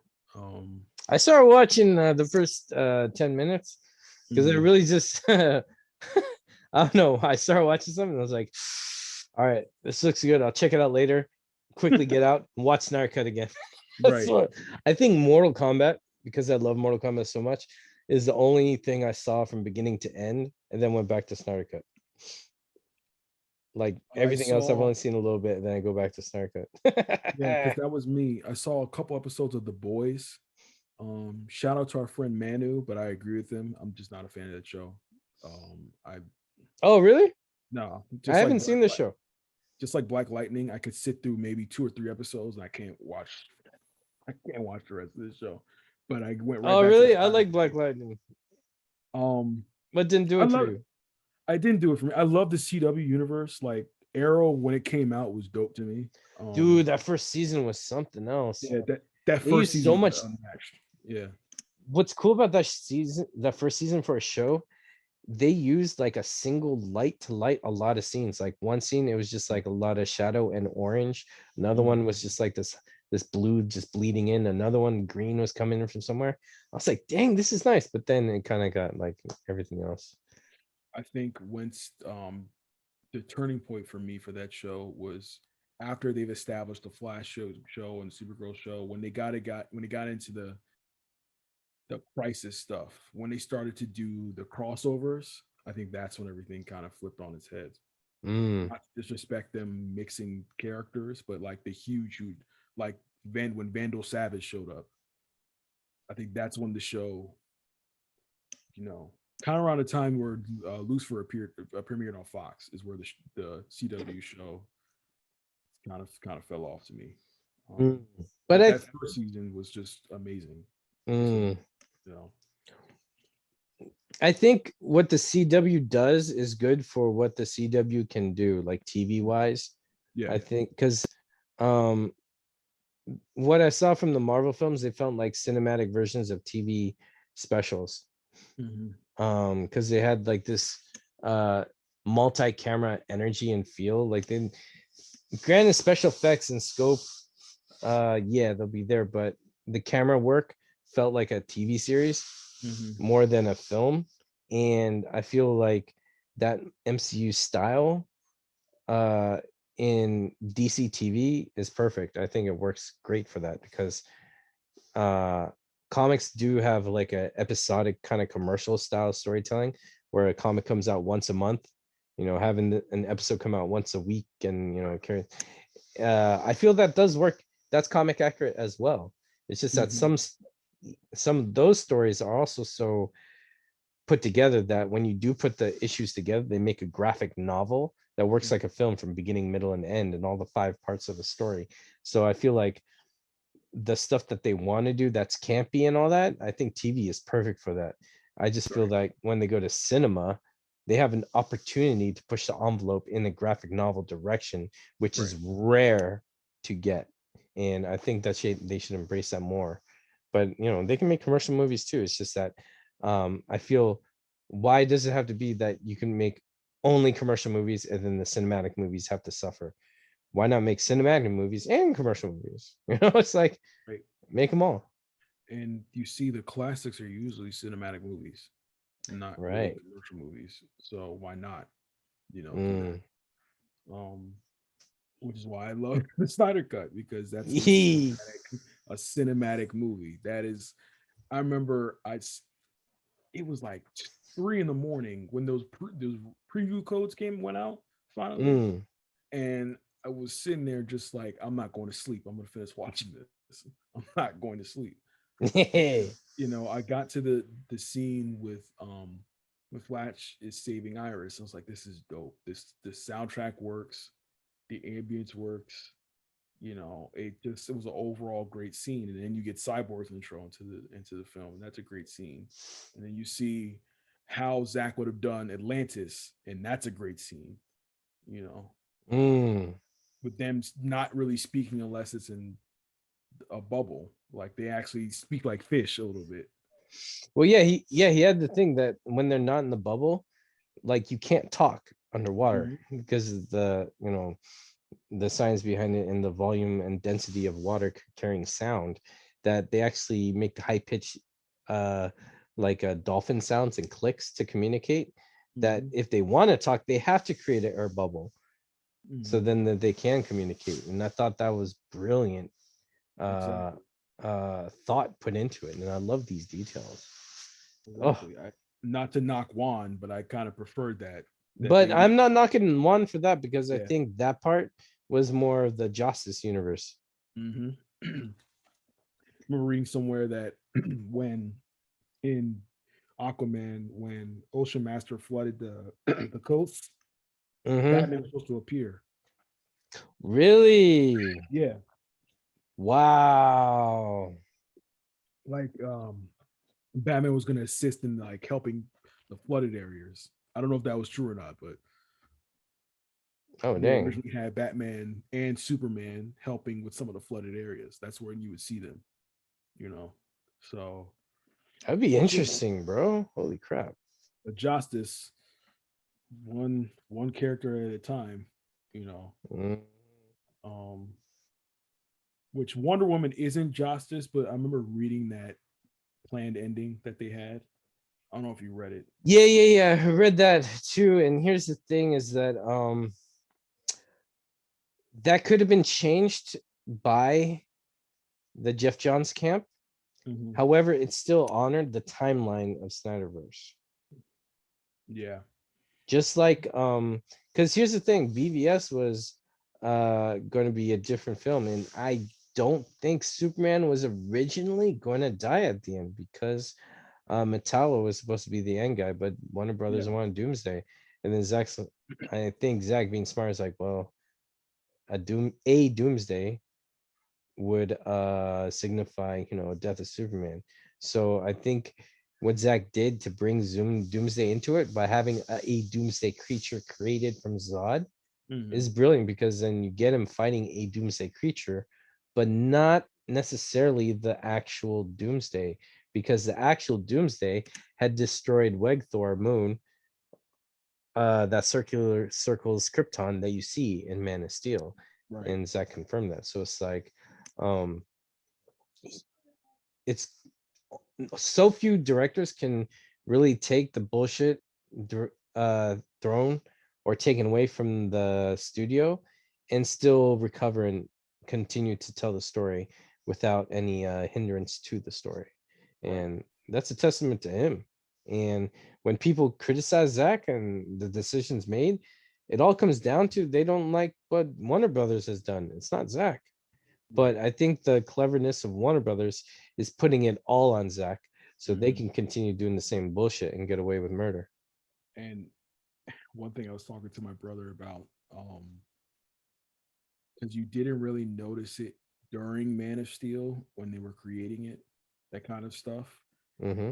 And he was saying that's because it seems like they're afraid of Nolan. Mm, Because when Nolan's involved, it's a different ball game.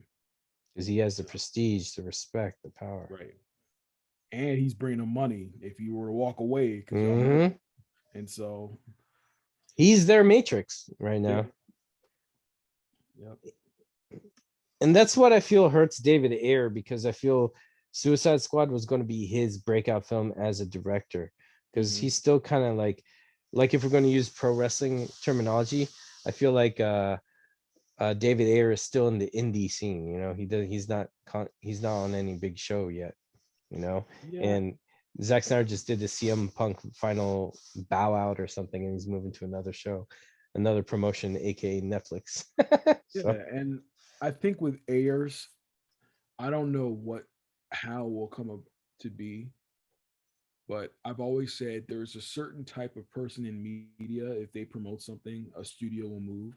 If like Will all of a sudden wanted the Ayer cut, I don't think WB would stop from Hmm. releasing it,